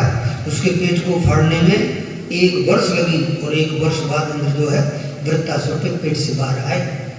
ऐसी कथा है। तो आप विचार करिए कि देवताओं को भी किस प्रकार से बड़ी बड़ी समस्याओं का सामना करना पड़ता है। वृत्तासुर पूर्व जन्म में चित्रकेतु नाम का राजा था, और पार्वती के शाप से ये राक्षस बन गया था। शुकदेव जी ने परीक्षित जी को सुनाया। अब ऐसा कहते हैं कि दिति के जो 49 पुत्र थे वो मरुदगण कहलाए, ठीक है, जो देवता माने गए कुंसवन के प्रभाव से। अब थी राक्षसी, लेकिन जन्म किसका हुआ? देवता हुआ। तो मैंने आपसे कल भी निवेदन किया था कि हमारी दिनचर्या जितनी अच्छी होगी, हमारी सोच जितनी अच्छी होगी, हमारे विचार जितने अच्छे होंगे, खान पान जितना अच्छा होगा, उतनी ही अच्छी संतान को हम जन्म दे सकते हैं।